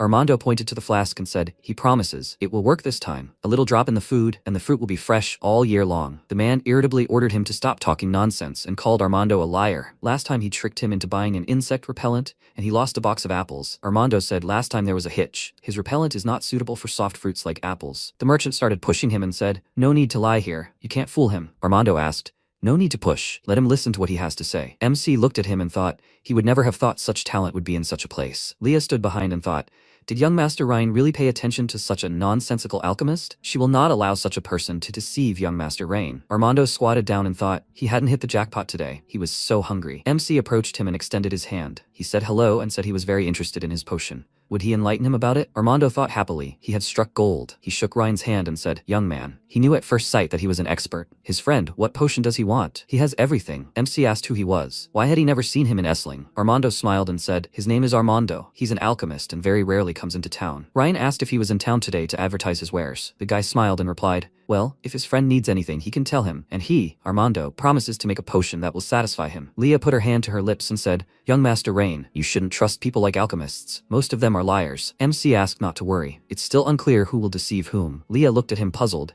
and he asked how he sells this batch of potion. Armando took out a flask and said, "His friend. He really knows his stuff. This bottle can make things glow at night, This potion allows the drinker to run faster. He blushed slightly and said embarrassedly, "This potion can bring him and his girlfriend pleasure all night long." MC replied discontentedly, "This is all low-grade merchandise." He folded his arms across his chest and asked, "Is there anything better?" Armando said, "His friend, he may look down on him, but if he turns his nose up at his potions, he won't hold back." Leah frowned in irritation and asked, "Won't he hold back?" Armando tilted his head and said, "His friend, the look his maid gives him, is a little scary." Ryan frowned and said, "His bottle of potion that makes objects glow at night is actually zinc silicate beryllium phosphor, which is toxic and has low luminescence efficiency. Instead, he suggests he use calcium halophosphate phosphor. It has high luminescence, is non-toxic, and most importantly, is cheaper." Armando frowned and asked, "How is that possible? Where did he learn the recipe?" "It's his most secret recipe. He's the only one in the world who knows it." MC asked again, "The most secret recipe? That's ridiculous. It's basic chemistry. If his so-called alchemy is at that level, then he thinks there's nothing special about it." Armando pointed his finger at him and asked, "Basic? He's kidding. Where did he hear all that? He must have been rummaging through his alchemy notes." Ryan grinned and said he was making him laugh to death. What was the point of reading the notes of an alchemist who would go hungry if he didn't sell his potions? Armando, he'll give him one chance. He offered to swear allegiance to him,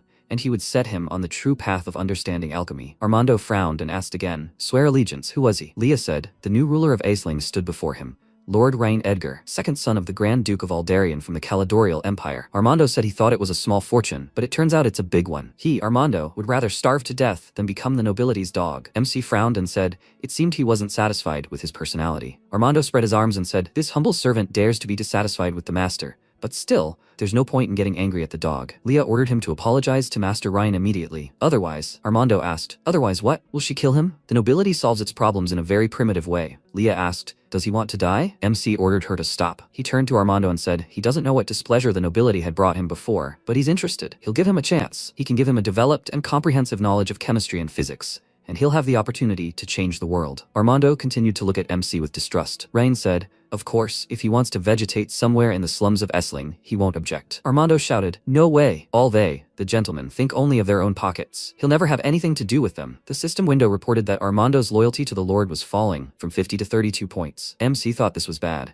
Not only had he failed to convince him, but he had even turned him against himself. Armando said, Armando, he won't believe a single word the nobility said." Suddenly, a cry rang out, "Brother Armando! Brother Armando!" He rushed to Alina and screamed in fear, "What is she doing here? She doesn't belong here. She should hide quickly." Alina asked why. Armando replied, "This man, he's an evil lord. He'll hurt her." Alina happily said, "It's Brother Ryan." MC crouched down and asked in surprise, "Does she know him?" Alina answered, "Yes. Mom says they have a good life thanks to Brother Rain." MC smiled and asked, "Did her dad build a dam?" Alina answered, "Yeah." Irina and her mom urged Dad to work hard for Brother Rain every day. Suddenly, Armando shouted, "He is such a malicious lord. He is exploiting the people of Esling." Rain frowned and asked how he came to such a decision. Armando pointed his hand at Alina and shouted, "She is wearing such rags. It is obvious that he is using and oppressing her, isn't it? The nature of the nobility has not changed." Leah asked indignantly, "How dare he? Lord Ryan cares about the people of all of Essling above all else. How dare he slander him like that?" Alina clenched her fists and shouted indignantly, "Little brother Armando, what nonsense is he talking about? Little brother Rain, he is a good ruler. He gave everyone not only work, but also food and houses, so that no one would go hungry or freeze. There is no need to talk nonsense if he doesn't understand anything." MC hugged her and said, "Armando, Elena, and the others cannot wear good clothes mainly because the light industry is not developed yet. When this develops, people from all over Essling will be able to wear beautiful clothes." Armando said, although he doesn't understand what the light industry is,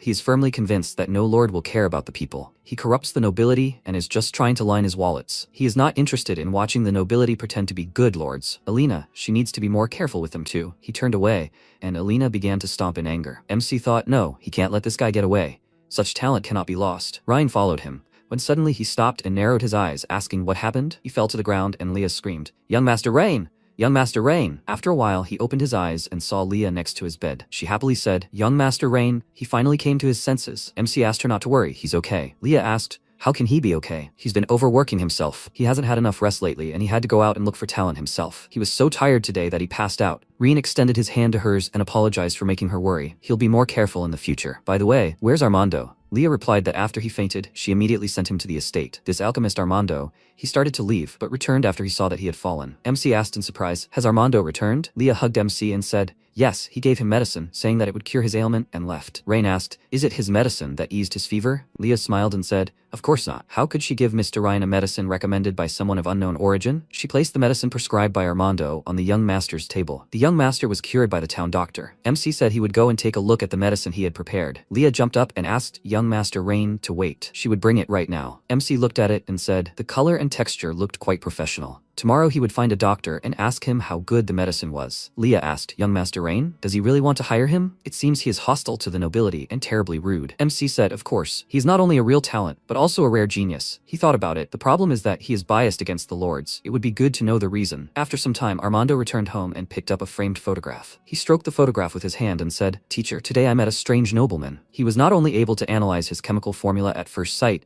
but also explained many things he didn't understand. Even Alina likes him very much. But don't worry, teacher. Those nobles will never deceive him. He will definitely complete her research and take revenge for it. He will make those greedy nobles pay for everything. Liesl Grant was the most outstanding alchemist in Essling 15 years ago. She was not only a genius in the field of alchemy, but also an idealist. She firmly believed that alchemy should serve the people, not the authorities. Liesl took in the homeless Armando. She not only raised him, but also passed on her knowledge of alchemy. The relationship between Armando and Liesl was warmer than that of a teacher and student. He treated her like a mother. Liesl taught him not only potions and how to construct complex mechanical devices, but also how to find a balance between humanity and morality. At that time, the study of alchemy caused discontent among the Essling nobility. The nobles broke into Liesl's house with their guards, stole the results of her research, and killed her for studying forbidden alchemy. Liesl died in an accident. Armando was only 15 at the time. Afterward, he collected all the notes and unfinished research left by Liesl and vowed to finish her work. Currently, Ayuria wiped away her tears and said, Armando still bears the heavy burden of his past and his lonely responsibility. Rain said, Ayuria, her story is very touching, but it doesn't solve his problem. Does she know where Armando is now? Ayuria asked irritably, young Master Rain, can't you show a little sympathy? MC replied, you can't get enough of sympathy, and it can't solve the problem. People always have to look ahead. No matter what happened yesterday, after sunrise, they still have to do their work as usual. Ayuria waved her hand and said, he must have gone to Liesl's old house, the place he visits most often. There, he not only studies her notes, but also stores her research equipment. MC snapped his fingers and said, how simple it is. Now that they know where he is, they will go there and not waste time. By the way, does she know what Liesl was studying? Ayuria put her hand to her chin and said, she remembers, it was called. She said thoughtfully, something about steam. MC's eyes widened in surprise and asked, what? He turned around and asked, what did she say? He ordered her to repeat it. He grabbed the nun and ordered her to repeat it. Ayuria said, something about steam. She can't remember the details. What's the matter? Rain shouted, Ayuria. If what she remembered is the same as what he thinks, then from today on they will be able to change the way the world lives and works. Ayuria said, how wonderful. She heard that it was just a toy or something like that. Rain grabbed her hand and ordered her to lead him there immediately. Ayuria said, she got it. She asked not to pull her. She was already coming. MC thought, it must be a steam engine. If Liesl really studied it, then she should have detailed drawings and experiment records. The steam engine was too ancient for him in his past life, and he never studied it in detail. He only knew the theory and some historical facts. As a mechanical engineer, he has an almost innate understanding of mechanical parts. He always wanted to recreate the steam engine in this world, but he always lacked the actual drawings and the basic idea. If he can get the notes Liesl left behind, he will be able to unravel her research and restore the steam engine. From this moment on, the industrial era begins. After some time, Armando was sitting near the house and assembling an engine. A voice rang out, Armando, is he here? He quickly began to cover it up and thought he must not show what the mistress left behind under any circumstances. Armando approached MC and asked, what are they doing here? They are not welcome here. Rain entered the area and asked where the notes his teacher left were. He wanted to see her research. Armando ran after him and shouted. Although he does not know where he found out about the notes, he advises him to give up this idea. He will never give them his teacher's notes. Ayuria said, Armando, they did not come to steal them. Young Mr. Rain simply came to see if there was anything left in Miss Liesl's notes that could help everyone in the city. Suddenly, Armando pulled out a knife and ordered them to get out. This is no place for vile nobles. Leah stood behind and thought, she can't let this idiot hurt Mr. Rain. She walked towards Armando, when suddenly MC stopped her and told her to leave it to him. Armando, he's such a fool. He can't even imagine what a steam engine is, let alone its true significance. Armando asked, what? MC frowned and asked, does he think he'll fulfill Liesl's last wish? No, he'll ruin her great discovery. Armando screamed. Who does he think he is? Who is he to lecture him? He doesn't understand her research at all. Ryan waved his hand and offered him a bet. Armando asked again, a bet? What bet? MC replied, if he makes the alchemical apparatus Liesl left behind work, he'll have to obediently work for him. And if he fails, he'll leave Essling immediately and never set foot in it again. So what? Armando laughed loudly and asked, is he kidding me? He made him laugh out loud. A young nobleman who can't tell the difference between alchemical potions dares to claim that he can make his teacher's property work? Ryan spoke up, judging by his answer. He agreed to the terms of the deal. Armando said, okay, he accepts his deal, but that's not enough. If he loses, he will not only leave Essling, but also kneel before his teacher's grave and ask for forgiveness. He dares to agree? Ayuria screamed, Armando, this is too much. Young Master Ryan has no ill intentions against him. Armando asked, what will he say, young nobleman? Will he make a bet? MC replied, no problem. He accepts his terms. If he loses, he will personally apologize to Liesl. Now he asked to let him look at the steam engine that Liesl left behind. He grinned evilly and thought, as soon as he fixes the steam engine, he will obediently go and light the boiler. He will see how mercilessly he will exploit it. Armando removed the cloth from the engine and said, This is what Professor Liesel left. He asked to be careful not to break it. Leah wondered, is the young master so interested in alchemy? Ayuria thought, this is such a strange thing. What was it used for? MC looked at the invention and thought, indeed, this is a steam engine. A real steam engine. He screamed loudly, brilliant, brilliant. Liesel, she is a real genius. Leah asked, young master Ryan, the things Liesel invented, are they really that amazing? Reen cried out, of course. In any world, the person who created a steam engine must be considered a genius. Armando folded his arms contentedly and said, of course. Professor Liesel is different from other alchemists with an undeserved reputation. She was a great person. MC asked, did he live here only to keep this mechanism alive, right? Armando answered, yes. But Professor Liesel didn't tell him how to make the mechanism work, and there was nothing written about it in her research notes. Ryan said that he would then disassemble the outer shell to check the internal mechanism and see if there were any mechanical problems. Armando screamed, is he crazy? How dare he say that he wants to disassemble the machine? If everything can't be put back together, the professor's discovery will be destroyed. MC turned around and asked who he thinks he's talking to. There isn't a mechanism in the world that he can't fix. He ordered to bring a screwdriver or something like that. Armando asked in surprise, what is a screwdriver? Ryan grabbed his head and asked, brother, is he kidding him? He doesn't even know what a screwdriver is. Then how are these parts connected? Armando replied, he used magic. Why doesn't he know about such simple things? All the parts were made by the blacksmith Mr. Dwarven and ordered by Professor Liesel. This device required a lot of experience from her. A spoiled young master like him is not capable of understanding this. MC said, okay, since there is no screwdriver, Leah, let her give him her knife. Leah lifted her skirt and said, yes. Ryan took the knife in his hands and began to unscrew the part. After a while, he said, so beautiful and neat. She was such a genius. He widened his eyes in surprise and thought, what? Why are there missing parts? He turned around and asked, Armando, where are the parts inside? Armando widened his eyes in surprise and thought, how did he know there were parts inside? He frowned and asked, what the hell is he talking about? This is a machine. Where are those separate parts? What? It doesn't work anymore. If he admits defeat, then right now he will take him to bow to the professor's grave. Ryan pointed an irritated finger towards the engine and ordered not to try to fool him. He knows that the main part that controls the operation of the entire machine should be here. He ordered to speak. Where did it go? Armando lowered his head and spoke. The nobleman took the insides of the machine. MC asked again, nobleman? Why does he need a set of gears? Armando answered, these parts were forged from a very rare type of dragon crystal ore. When the nobleman found out about this, he forcibly took it, grinded it up, and created a statue of himself from it. MC widened his eyes and asked, a statue? He ground up these main parts just to forge proof of his own stupidity. Who is this idiot nobleman? Let him tell him his name. Armando replied, he's a big man. He would not dare insult him. Ryan frowned and asked again, are there people he does not dare insult? He ordered to speak. He wants to see the one who dared to hinder the progress of his industrialization. Armando hesitated and then said, it's Duke Oscar. Ayuria asked in surprise, what, is it him? Rain turned around and asked, Ayuria, does she know where this Duke comes from? She replied, Duke Oscar was a minor nobleman in Essling. Oscar's achievements in alchemy when he was young were astounding. Later, he even won the Imperial Alchemy competition and was highly praised by the Emperor. The Emperor not only gave him many resources but also awarded him the title of Duke. He was given lands. MC asked, where are his lands? Ayuria answered, in Granzel, on the upper right side of Essling. Leah said, young Master Rain, the Granzel region is part of the domain of Grand Duke Teleros Elroy. This territory is not under the jurisdiction of the Edgar family. MC frowned and asked again, Teleros Elroy? He remembers his father saying that not all was well between him and Grand Duke Elroy. Leah replied, yes, young Master Reen, his father's political views and Elroy's were different. They even clashed several times in the Imperial Council. This is one of the thought-out strategies for balancing the empires. Rain replied, good, he is not worried about such problems now. Duke Oscar, right? That's very good, he will remember that. For crushing the gears, he will make him pay tenfold, 100-fold. Ayuria rushed towards him and asked, young master,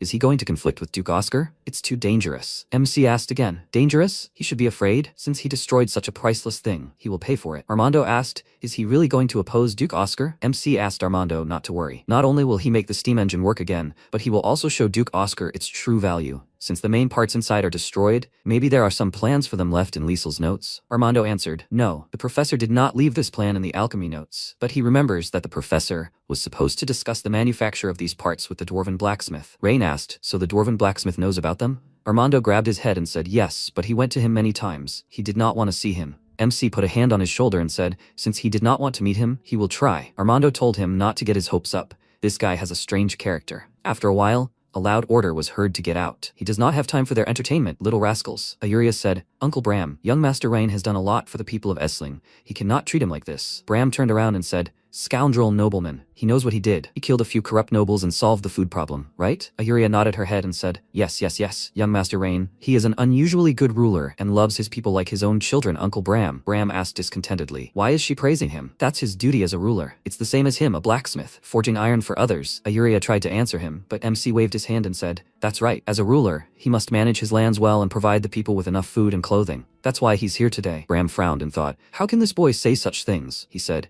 If that's the case, then they came to ask him for something. Ryan replied, yes, he needs the blueprint for the gear Liesel made for the steam engine. Of course, it would be even better if he could make the same gear for him. Bram irritably pointed his finger at the exit and ordered him to get out of here immediately. He will not give him such a terrible thing. MC asked why. Bram replied, those gears killed Liesel. If he had not insisted that she needed the dragon crystal ore for safety, she would not have gotten into trouble and been killed by those noble idiots. He will not do this for anyone else. Suddenly, Armando's voice was heard asking the old man to stop. He just said that a blacksmith should forge iron for people. Two-faced idiot. Bram displeasedly ordered him to shut up. He said no fighting. Period. Even if he has dragon crystal ore, it won't work. MC asked to wait a minute, Mr. Bram. He keeps talking about dragon crystal ore. He understands this to mean that gears made from dragon crystal ore can keep Liesel's machine running? Bram folded his arms and asked, you scoundrel, what is he trying to say? MC replied, he's trying to say that his blacksmithing abilities can't be relied upon. Is it really impossible to forge the gears needed for Liesel's device from ordinary iron ore? Bram slammed his fist on the anvil and called MC a stupid boy. He ordered him to stop talking nonsense. Only the ancient dragon race is capable of smelting ordinary iron ore into a liquid state. Ryan spoke. The ancient dragon race. He thought about it as he thought.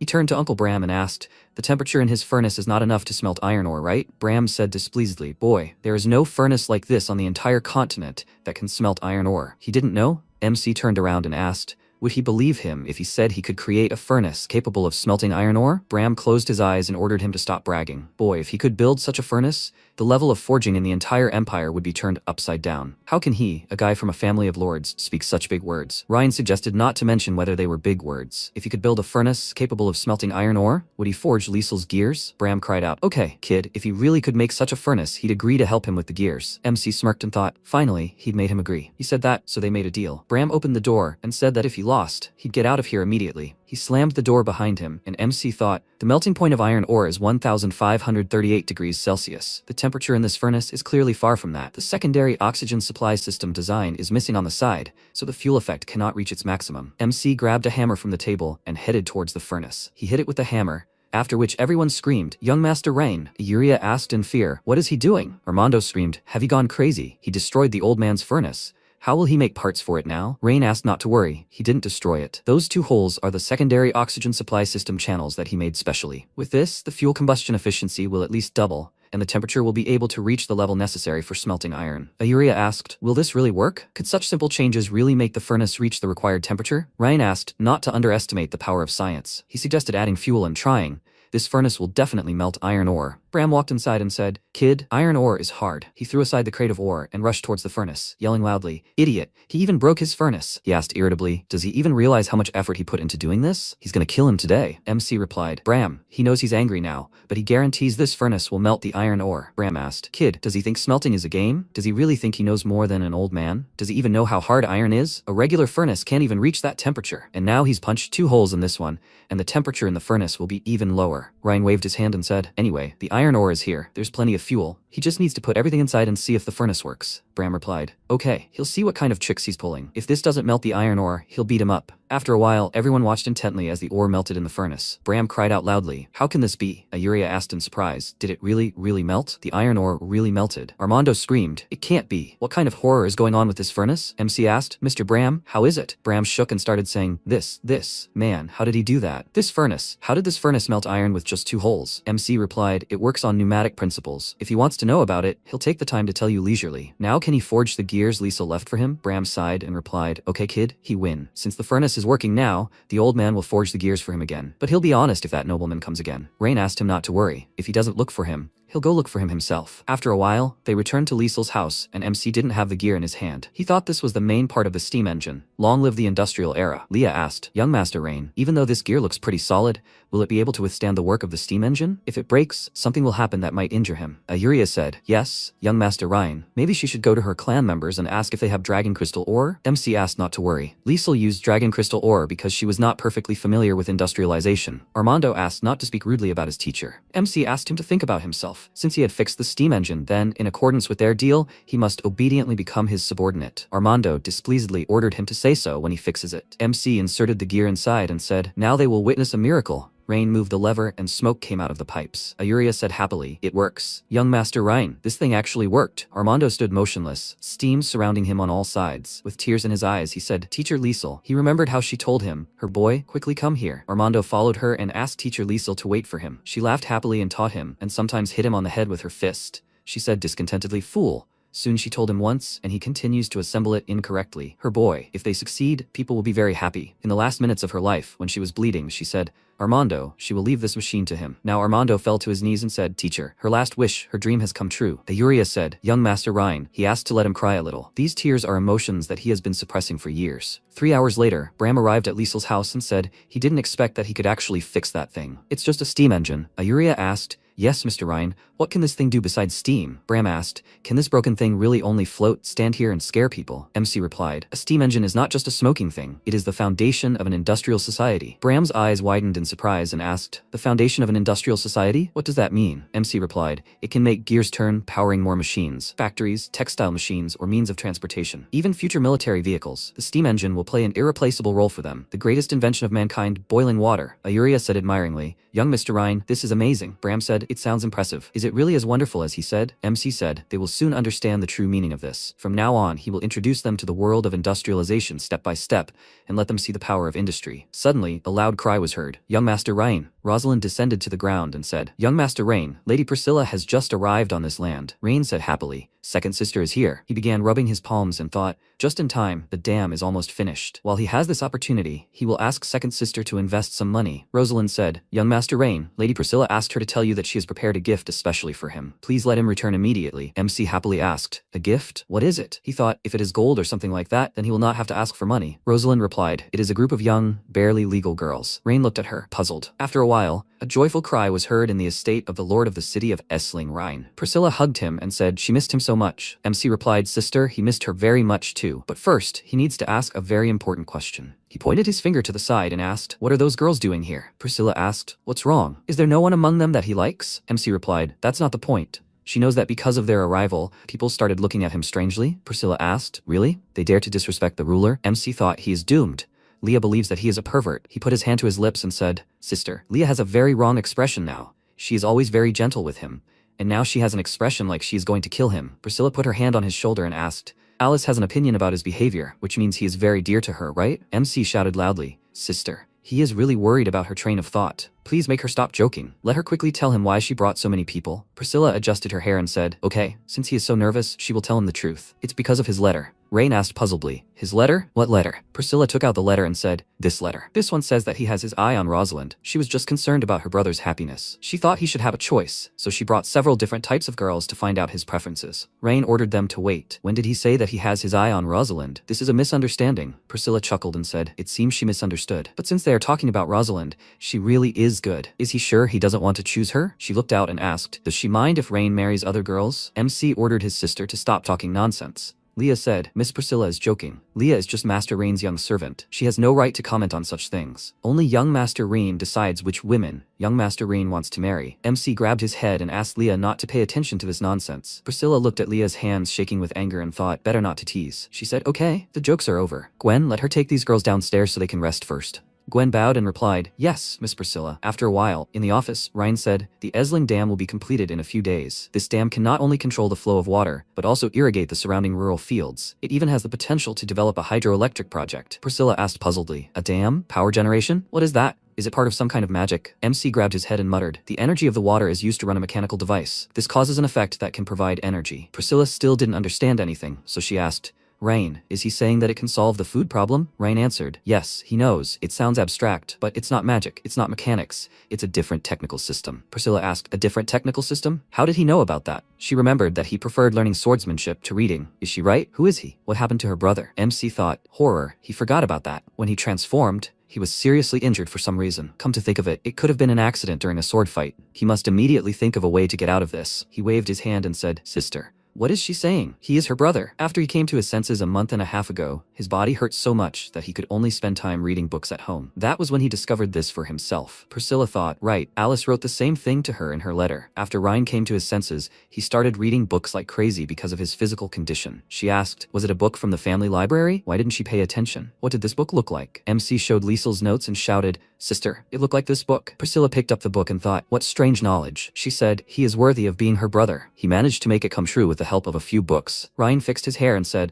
that's why he wasn't able to practice fighting skills. Priscilla said, Rain, she knows he suffered a lot. She understands that he hasn't practiced fighting to save his life, but he doesn't need to bother so much. She hugged him and said, Sister was just worried that someone would secretly harm him. She won't suspect him anymore. MC replied, Sister, he's really fine. As she can see, he's doing well, and she can even do things like this. Priscilla took his hand and said, That's good, but Rain, he must remember, no matter what happens, Sister is always on his side. If there's something in his territory that needs help, let him just tell her. She will fully support him. Reen thought, Sister? She was the one who insisted on it. He bowed his head and said, Sister, he just has a place that needs help. Priscilla folded her arms under her chest and asked, Does he need her help already? Let him tell her with what? Ryan said, Sister, he hopes she can invest in him. This is a very important plan on which the future development of Essling rests. Priscilla put her hand to her lips and said, He shook a lot of resources out of those nobles. Is that not enough? MC replied, Sister, it's not about money, but about people. Essling suffered enormous losses during the years of war and disasters. There is a particular shortage of people who understand technology and are capable of work. Priscilla frowned and asked, So he wants to ask her for people? MC replied, Exactly.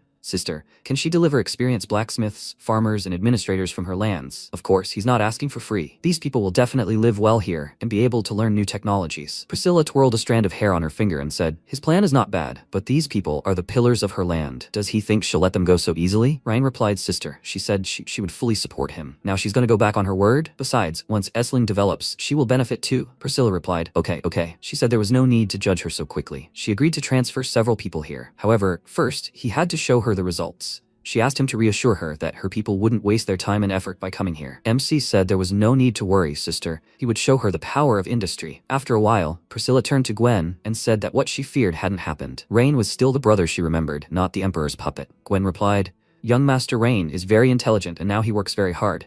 He will definitely develop Essling for the better in the future. Priscilla reached for her mug and said, But she won't let the Emperor send her brother go. Since the Emperor sent Rain, and he became incapable of practicing martial arts, it would be fair to make him lose his son. She ordered them to find out everything about the princes and choose the easiest target. She will make the Emperor pay for this. Gwen knelt down and said that everything will be done cleanly and efficiently. Please, let her not worry, miss. Priscilla frowned and thought, Dog Emperor, he touched the most precious person to her, so let him not blame her for revenge. After some time, the bandits were transporting cages with people inside. The guy said, Boss, this time they grabbed valuable goods. If they sell them, they will get a huge sum. The fat man clenched his fist and said, Most of the money from the sales goes to that old man Elderic. Why does he get so much money for nothing? The guy screamed, Exactly, they risk getting caught and he devours the fruits. This case is becoming less and less interesting. The man turned around and ordered them to shut up. What does he know? No matter how greedy Elderic is, he still covers for them. Do they think they could come to Essling and walk around peacefully without someone covering for them? If they don't want to do this, then let them get lost.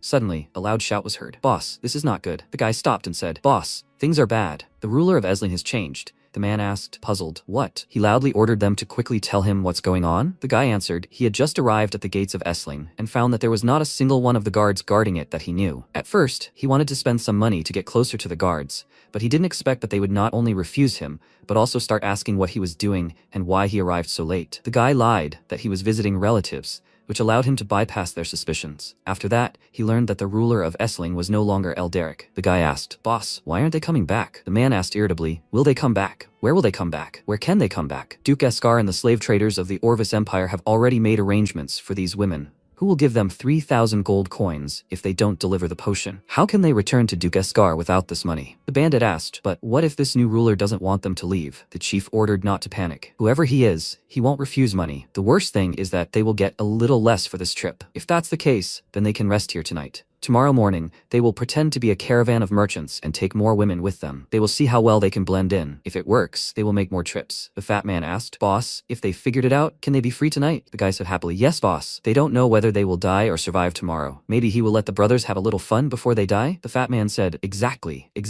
The boss closed his eyes and said not to touch the redhead, and they can use the rest as they want. The guys shouted happily, Thank you, boss. The men laughed and turned back to where the people were sitting in the cages. After a while, a shout was heard. Let them move. They will spend the night in the cave tonight. The bandits shouted, Yes, sir. The girl was crying and begging them to let her go. She was begging. The fat man held out his vile hands and asked her not to be afraid. Big brother would be very careful. She screamed in fear. No. Suddenly an order was given. Enough. Rosalind said, Who are they? The bandits turned to her and asked, Is that a woman? She looked at them with a serious expression and asked, Who are they? And what are they doing with that girl? They looked at her with smiles and asked, I wonder what they are doing. They were just having fun, and why don't she join them? That's right, they guarantee she will have a great time. She started running away very quickly, which surprised both of them. She struck incredibly fast with her spear and broke the head of one of them. The second bandit was very scared because of this and screamed loudly in fear. However, she quickly ran up to him and blew her spear. The rest of the bandits ran out of the cave and said that something was wrong. They saw her slowly walking towards them and emitting very evil energy. They ran back and loudly called for help from the boss. He heard their screams and wondered,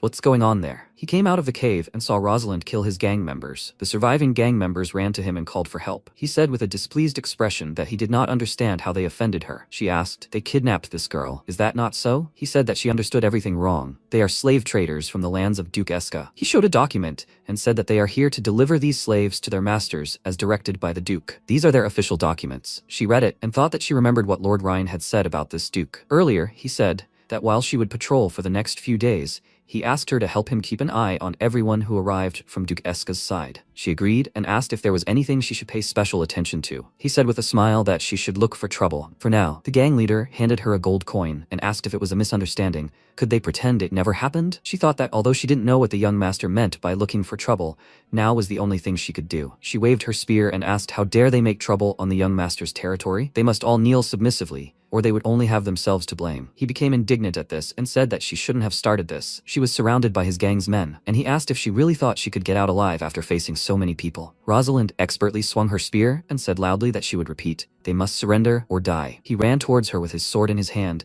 and said loudly that she wanted to die. He tried to attack her, but she threw him aside with a slight movement of her spear. She kicked him and threw him aside. When he fell to the ground, she put a spear to his head and said that if they all did not want to die, they should kneel. Knights galloped up to them. One of them called her and asked if she was okay. She said with a serious expression that they should arrest all these people, throw them in the dungeon, and wait for the young master's decision. After some time, Rosalind knocked on the door of his office, gave her name, and told the young master that she had something important to report. Having received permission to enter, she entered, knelt down, and said that she had recently caught a caravan from the lands of Duke Eska. The protagonist, with a joyful look, said that she found the problem very easily. He praised her and asked what this caravan was doing. She stood up and said that it was a caravan delivering slaves. They had documents from Duke Eska. She noticed his reaction and called him over with a slightly worried look. He asked, with a displeased expression, how dare they sell his labor force? These freaks are looking for death. After this, he and Leah came to the dungeon where the gang leader was chained. He looked at him with a calm expression and said that they were quite impudent bandits to dare sell people on his territory. He looked at him with a wide smile and said that he was the one who was impudent to dare to oppose Duke Eska. Although he did not know how he deposed that idiot Elderic and became the new ruler, he advised him to humbly ally with them, or his end would be miserable. He calmly looked at him and said that it sounded like the previous ruler had been in alliance with them for a long time. He agreed with a smile and said that they sold a lot of women to the Orvis Empire every year. Today, he had only seen a small part of them. He looked at him with a serious expression because of what he heard and asked, does that mean they are hiding more women? Where are they? He laughed out loud because of this and asked, does he seriously want to know this? Then he should fall on his knees and beg him. However, even if he begs him, he still will not tell. He walked up to him and said that their lives are now in his hands. If he remains stubborn, then he guarantees that they will regret remaining alive. He did not take his words seriously and said that Duke Eska is protecting him. If he kills him, he can consider that he signed the death warrant. MC, with a calm expression, said that on his land, Duke Eska's protection is useless. He, with a displeased expression, said that he should stop pretending. He can't even think about being able to scare him. He called Leah with a smirk and said that she should teach him a lesson. She immediately pulled out a knife, which she immediately threw at the bandit's shoulder and agreed with the young master. He fell to the ground and screamed loudly in pain. He said with a frightened look that there was an abandoned hunting lodge in the southern forest where the rest of the goods were. He started to leave and said that Rosalind should take the cavalry and move out. They must save these girls. Leah agreed with the young master. He said that he hoped that he had not lied, otherwise he would make them regret living in this world. The bandit lay on the floor and thought that he should go to the slaughter. In the hunting lodge, there was a group of Duke Eska's assassins who would kill them all. After some time, they all rode together to the lodge. She went to the door, called the young master and said that he had not lied. There were signs that the hunting lodge was occupied. Rain said that they should set an ambush and not let a single person escape. He and Leah approached her. She took out her sword and said that she would check the door. She opened the door, and they were surprised when they saw what was inside. There There were girls sitting in cages and begging not to be hit. He said with a serious expression that she should get these girls out of here. She agreed with the young master and went to the cage. Someone shot an arrow at Rosalind, but she noticed it and destroyed it with a blow of her sword. She turned around, loudly called out to the young master, and said that he must be careful. It was an ambush. A cavalry detachment must immediately protect the young master. One of the bandits with a serious expression asked, "They are the people of the Grand Duke Aldarian, right? They do not need senseless conflicts. Can they calm down and talk?" She said with a serious expression that they had nothing to talk about with people like them. She was about to say something else, but the protagonist asked her to wait. He asked what they wanted to talk to him about. The bandit said with a smile that they had been selling slaves to the Duke of Eska for years. High-quality slaves could be sold for more than 1,000 gold coins. Even the worst one could bring 100 gold coins. As long as he cooperated with them, they would be able to not only share the profits with him every year, but even find some goods according to his desires. How about if they delivered them to them for free? Rosalind was indignant about this and was about to say something, but he smirked and said that it sounded good. How much was he going to give him? This surprised her greatly, and she turned to him with a shocked expression. The bandit said with a smile that if he allied with them, they would give him 10,000 gold coins every year. He asked with a smile, did they take him for a poor man? His sister gives him more money every month for personal expenses. He was confused by this and asked my lord then, how much amount does he want? He asked, how about 100,000 gold coins a month? The bandit was indignant because of this and asked, is he joking with him now? They don't get that much money a year from selling slaves. MC with a calm expression on his face said that if they don't want to pay, they can forget about it. He with a serious expression on his face told Rosalind that she should turn them into arrow cushions. She agreed with him and the knights took aim at them. The bandit was worried about this and said that he should wait. They can't make a deal because of such a large amount. He asks to let them return and report to Duke Eska. He thought that if they can escape, they will be able to report to Duke Eska so that he can send his warriors. He doesn't believe that he won't be able to kill their small group. He took out a bag of money and said that to prove their sincerity, they could leave 10,000 gold coins first. He refused this with a calm expression and ordered them to act. Rosalind agreed and was about to attack with her warriors. The bandits decided to escape, went outside and decided to retreat to the back mountain. She climbed on her horse, loudly called the archers and said loudly that they must shoot immediately. They cannot let them escape. They began to shoot from the bow, but the bandit leader turned around and began to use a shield made of the water element. He created a barrier with which he blocked all the arrows. She jumped very high, landed next to him and slashed with her sword, but missed. She said that all their people were already under their control. She raised her head with a serious expression and said that they should obediently accept their death. The bandit with a displeased look saw his comrades being killed and thought that if this continued, they would all die here. He saw Ryan standing nearby alone, and thought that this was the only chance to escape from here. He ran to him and said loudly that they should cover him and he would capture that guy. His gang members agreed and turned to him with weapons in their hands. Rosalind held back the attacks of several opponents,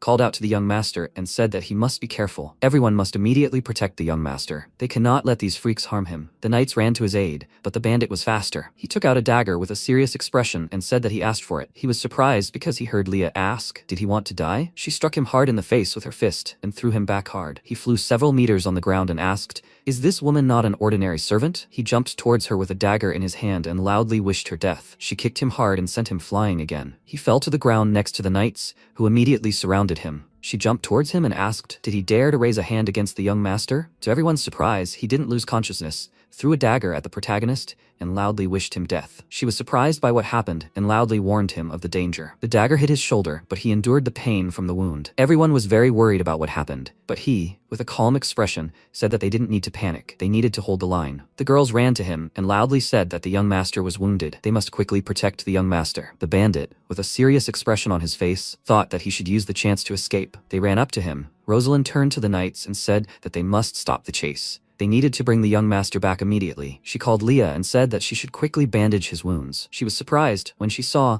that she was not nearby and asked where she had gone. Taking advantage of the situation, the leader of the bandits ran into the forest and thought that he needed to escape quickly. He must survive and convey the news to Duke Eska. He noticed a person standing in his way and asked who was there. It was Priscilla, who with a calm expression wished him good evening. He stopped and thought that this woman did not look particularly dangerous. She said with a small smile that he should let her introduce herself. She is the eldest daughter of the Duke of Aldarian, the ruler of the lands of Turland. He was very surprised because of this, and asked, is she the eldest daughter of the Duke? Why is she doing this at all? He wondered if Duke Eska's deeds had been exposed. She said with a smile that the other side with whom they had fought in the valley before. These are the soldiers of the Duke's second son, her younger brother. He was very worried about this and wondered, was that man really the Duke's son? She said that the harvest tonight was big. Her brother's growing up, it's a pleasant surprise. He asked with a confused look, what did she mean? She went to him and said that her brother did not disappoint her after all. He was still an intelligent and calm person, able to maintain composure even when meeting trash like him. He could relax. She would not take any steps today. He asked, what did she mean by that? She said that she was just a spectator. After all, today he had provoked the most cruel person he could ever meet. Leah was standing behind him with a frightening expression on her face. The bandit started to turn around with a frightened look and wondered what was going on. His body was shaking badly. He turned to her and asked, was it her? She asked, does he think he can escape after harming the young master? He was very scared because of this and asked for mercy. However, she did not listen to him. She used magic and he was very surprised by this. He, with a frightened look, wondered what was happening to him. He cannot breathe. This is simply impossible. What kind of magic is this? She used magic to lift him into the air, drew a symbol of energy and read a spell. He began to feel severe pain and screamed loudly before cruelly dying from this spell. Because of this, his blood flew in different directions, and she created a barrier so as not to get dirty, and with a serious expression on her face said that he asked for death himself. She called Priscilla, who was standing nearby, and said that the young master was injured. She must return immediately to take care of him. She agreed with a calm expression on her face and said that she could go. Immediately after that, she ran back. She remained standing where she was, called Gwen, and asked if she thought she should remind him not to anger Leah. She emerged from the portal next to her and said that she was asking her not to worry. No matter what the young master did to her, she would never raise a hand against him. She said with a smile that she spoke as if her brother were a bad person. She was embarrassed by this, asked for forgiveness, and said that she would never dare to think so. Priscilla said with a smile that perhaps she should marry her to her brother. She said with an embarrassed expression that she was asking her not to joke like that. She called her by name with a serious expression and said that she should send someone to Duke Eska. Let them ask him if he had become insolent because he had too much free time. They must make him understand that the consequences of insulting the Edgar family are more terrible than he can bear. She nodded in agreement with her. She smiled and said that they should get back quickly. They can't let her brother find out that she slipped away. Sometime later, MC was sitting in his office. Leah bandaged his wound and asked if it hurt. He refused with a calm expression and said that it was just a scratch. He tried to move, but felt a lot of pain, and she, with a worried look, said that he shouldn't move. While his wound was healing, he was strictly forbidden to go outside. He touched her face with his hand and said that she shouldn't worry. It was just a scratch, and there was nothing to be afraid of. She refused and said that she wanted him to go and rest immediately as soon as she bandaged his wound. At that moment, Priscilla entered the office, called him loudly by name, and asked, she heard that he was wounded. Is it true? She ran very quickly to his desk and said that he should quickly let her take a look. Will this affect his life in the future? He said with a calm expression that the wound was really not serious. It was just a scratch. Leah, looking worried, told the young master that he should be more serious. She started crying from worry and said that if the dagger had deviated even by a millimeter, his life would be in danger. She, with a serious expression, said that she was right.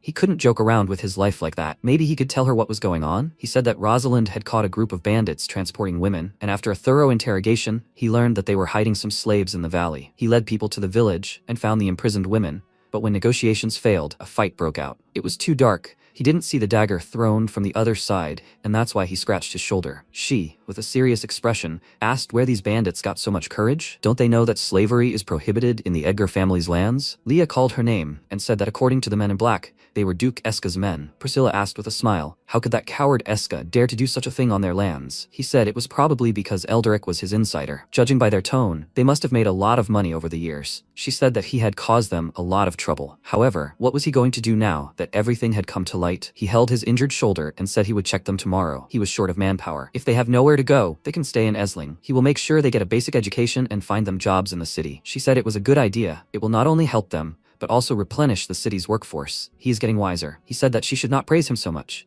He just wants to contribute to the family. She agreed and said that then she will not disturb his peace. Now he needs to be careful. His older sister is worried about him. He said that he understood her. She covered her smile with her hand, called Leah, and said that her brother's safety is in her hands, every aspect.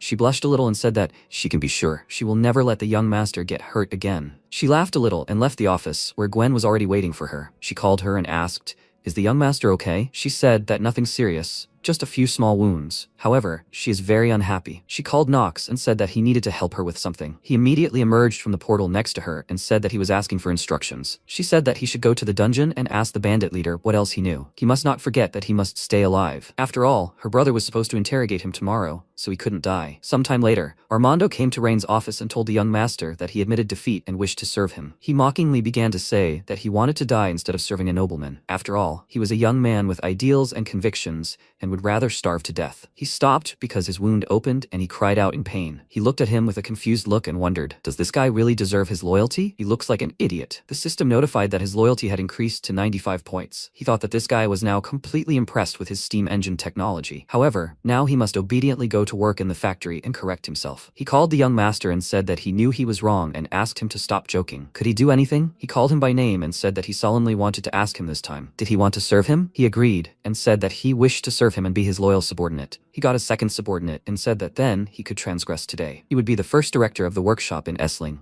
He looked at him with a puzzled look and asked what a workshop director does. He was an alchemist after all. He handed him a drawing and said that he should take it and study it carefully. As soon as the dam was built, they would begin to accelerate the industrialization of Essling. Armando opened the drawing and thought that even Professor Liesel had not explained these drawings to him. How could he be smarter than her? At that moment, Rosalind ran into the office and loudly called the young master. The protagonist looked at her and asked what happened. She said that there was an urgent incident. The leader of the bandits was killed in the dungeon last night. Hearing this, they all came to the dungeon where the dead bandit lay. He looked at it and asked when they found out that he was dead. She said that it was half an hour ago. The guard discovered it when he brought him water. He looked at the dungeon wall and asked if anyone knew what these symbols were. Selena walked up to the wall and began to use her energy on these symbols. She said with a serious expression that there were traces of dark magic energy in the dungeon. Rosalind was a little surprised by this and asked, did she say dark magic? He said that Isling is really full of talented people. Leah, looking worried, called him and said that he had better leave as soon as possible. Dark mages are just slimy maggots. The remnants of their magic can make him feel unwell. He waved it off and said that she didn't need to worry so much. This dungeon is dry and well ventilated year-round, so the chance of contracting an infection is low. Selena turned to him and said that his maid might be right this time. It would be better to leave here first. Dark mages usually hide in dark corners, acting stealthily but deadly. Their magic is very powerful and can often cause large-scale disasters, like epidemics. He was surprised by this and wondered, could they cause epidemics? Were these people studying bacteria? She said that they still didn't know what motivated the dark mages to kill the bandits. It was one thing if it was done just to shut them up, but another if their eyes fell on him, young master.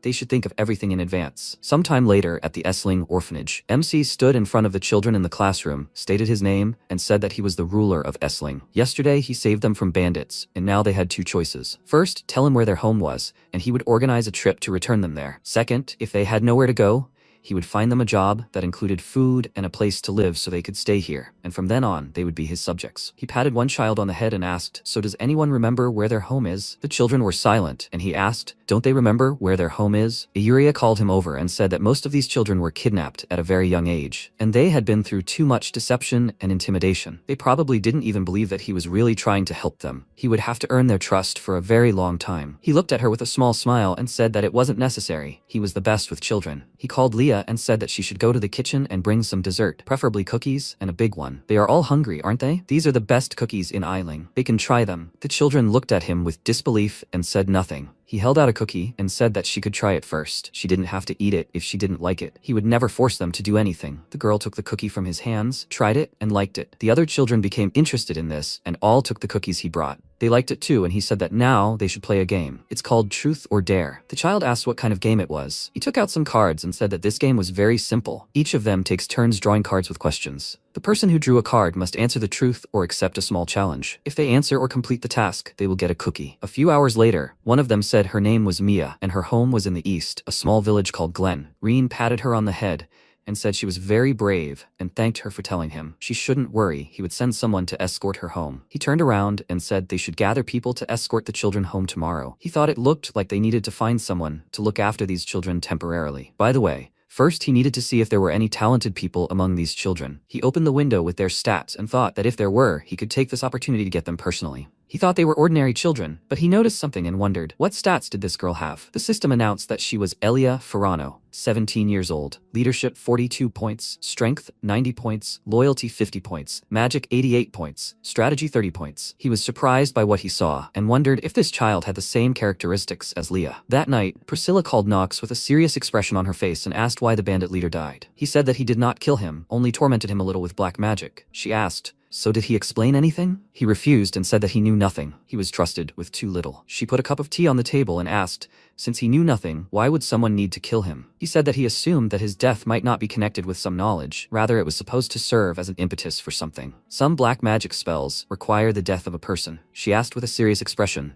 Did he understand that he must protect her brother? He agreed, and she thought that it seemed like she finally succeeded this time. At the same time, in the Duke's bedroom, Eska. He was sitting on the bed with two girls, but a knight came to them and said that he apologized for disturbing them. However, a high-ranking guest arrived to see him. He asked with a serious expression who was disturbing him at such a time. He said it was Lord Elderic of Asling. He said that he had something important to discuss. He wondered if he had come at such a time to present a new gift. He got out of bed and said that he should take him to the office, and he would be there soon. He thought with a wide smile that all the girls he sent were very beautiful. It seems that tonight they will bring a new beautiful girl. He came to the office and said that they had not seen each other for a long time. He showed up so late in person. It seems that he has very good goods. Elderic with a serious expression said that he apologized for interrupting his pleasant pastime. This time the gift was not a woman, but good news. Eska sat down on a chair and asked what this news was. He said that he was kicked out of Esling by the third son of the Grand Duke. In the future, they will not be able to get beautiful girls from all over the world. He was surprised by what he heard and asked how he dared to kick him out. He helped him for so many years, but now he just kicked him out. He said that the third son is now the ruler of Esling. He was too young and self-confident. He thought that everything was under his control. Last night, he infiltrated Esling and personally dealt with the bandit leader who was able to deliver slaves to him. Eska asked if he had found out about what they were doing. Elderic said that it was very likely so, which is why he, risking his life, came here and told him the news. He asked if he meant that he would attack him personally. He said they both knew that the Empire prohibited international slave trade.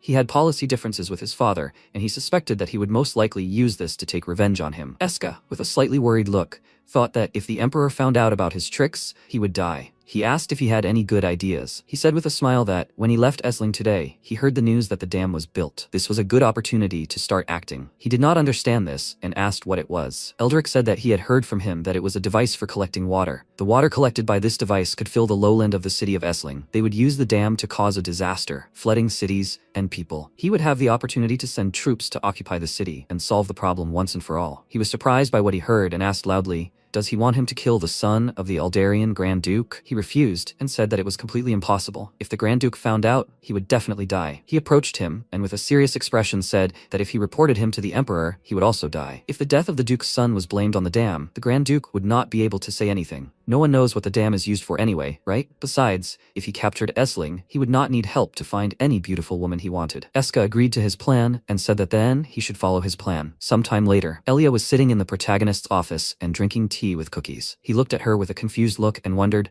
3 days have passed. Why hasn't she said a word? He called her by name and asked how she liked the cookies. She remained silent with a sad look, and he wondered what kind of treatment this child had to endure. Had those bandits really bullied her and she developed an illness? Lillian entered the office, called him, and with a happy expression on her face, said that the dam was built. He smiled and said that it was finally over. At least some good news in recent days. He called Leah and said that she should immediately call the elves and know Aisling so that they could witness this moment. He wanted them all to know that Aisling had entered a new era. He looked at Elia and said that he was going to a very lively event. Would she like to go there? Not only would there be delicious food and drinks, but there would also be a lot of children her age with whom she could play. She sat down sadly and said nothing. He said that he would leave 2 maids here to keep an eye on her. If she wanted to go, she could just tell them. After some time, many high-ranking officials gathered at the dam. The elf queen asked the young master, will this dam withstand so much water? Even they, elves, are powerless when faced with mountain streams. MC, smiling, told Her Majesty that she need not worry. He personally thought out every aspect of the dam, and the design is completely tailored to the laws of nature and the principles of engineering. Today they will see the true power of this structure. Selena flew to them and told the young master that everything he ordered had been carried out. They installed 3 thick chamber slabs at the outlet of the dam so that it can withstand the water pressure. Under the stone slab is an iron reducer that regulates the water flow and prevents the dam from suddenly getting out of control. He praised her and said that today he would be happy to share with them the first release of water since the dam was completed. Together they would witness how this great project would bring new life and hope to Esling. The queen told the young lord that there was so much water on the other side. If he was not careful and an accident happened, the farmland below would suffer terribly. Priscilla asked, the dam is so massive, is it really safe to release water like this? They cannot joke with the lives of ordinary people. He said with a calm expression that they need not worry, this small stream of water will not harm them. The dam design had been tested and approved many times, and he personally was absolutely confident in its safety. He thought that today, the water would immediately flow down and the farmland would be irrigated,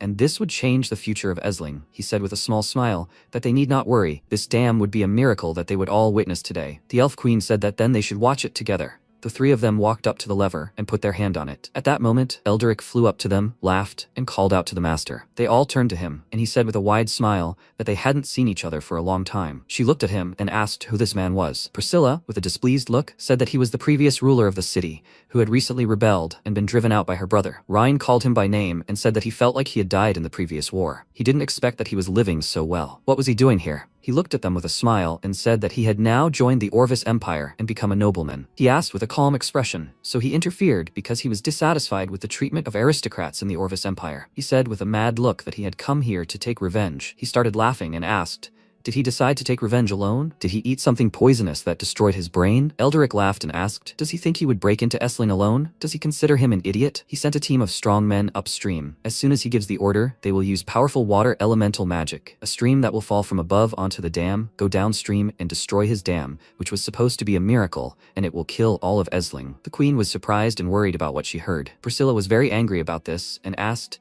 how dare he? She swears on the name of the Edgar family. No matter which empire he escapes to, she will bring him back. He laughed loudly and said that her expressions of impotent rage made him laugh very much. He launched a ball of energy into the air and loudly said that they should die in the flood. A ball of energy exploded in the sky, and at that very moment, a huge amount of water began flowing toward the dam. The Elven Queen was surprised by what she saw, called him, and said that they needed to get out of there quickly. It was too dangerous. The protagonist stood calmly in place and said that they didn't need to panic, that no matter how much water he released, the dam would never collapse. She looked at him with concern and asked if he was absolutely sure of that. She was about to say something else, but he said that he had already taken all the safety measures. Every stone slab and every set of gears had been calculated. No matter how powerful the flow, it couldn't destroy the stone project. He pulled the lever and opened the dam, through which water began to flow. However, the plates couldn't withstand the force of the water and began to crumble under the torrent. Elderic began to laugh and said that his dam was completely useless. The queen, looking worried, said that the dam really was failing. They needed to get out of here quickly, otherwise the current would swallow them up. Priscilla, looking worried, said he should leave with her quickly. MC calmly looked at the powerful flow of water and said they shouldn't panic. That much water wasn't enough to destroy his dam. Is that all his current can handle? The stone slabs continued to crack under the flow of water. Elderic began concentrating energy in his hand and asked, does he still dare to be stubborn? His dam was already crumbling. If he wanted to die so much, he would grant his wish. Using his energy, he increased the flow of water, and another slab was destroyed. The Elven Queen looked at this from the edge of the dam and asked if everything was all right. Priscilla called him and said that they really couldn't stay here any longer. He called them with a calm expression and said that it was too early to worry. They should wait a little longer. Elderic continued to concentrate the energy in his hand and said that he would let his dam collapse along with his stupidity. He again intensified the flow of energy, which broke another plate. They were both surprised by this, and his sister asked how this was possible. The third section had already been washed away. Rain said with a smile that it had finally begun. The mechanisms began to move, the shutters opened, and one of them asked if the water had changed its course. Priscilla, with a surprised expression, asked, is this flow of water heading towards the lands? He thanked Elderic with a smile and said that if it weren't for him, he would have had to spend the magic of his mages to irrigate the fields. He was indignant about this and asked if he had used his magic. He said with a small smile that this dam, from the very beginning, had not simply stopped the water, but had used the power of the flow to irrigate all the lands. The greater the flow, the more abundantly the lands would be watered. He was grateful to him for that. He was very angry about this and said that it was impossible.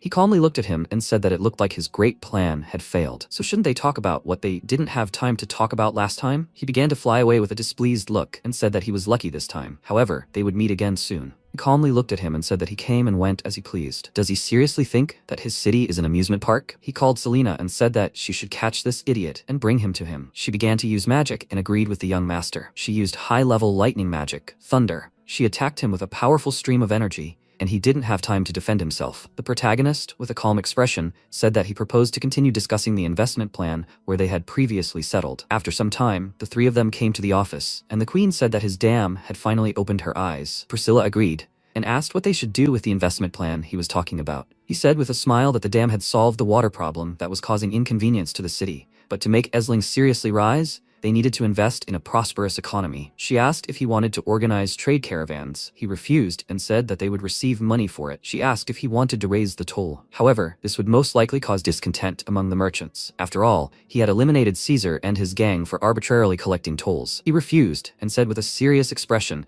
that he wanted to create a society that would serve the merchants, to make them leave all the money they earned here.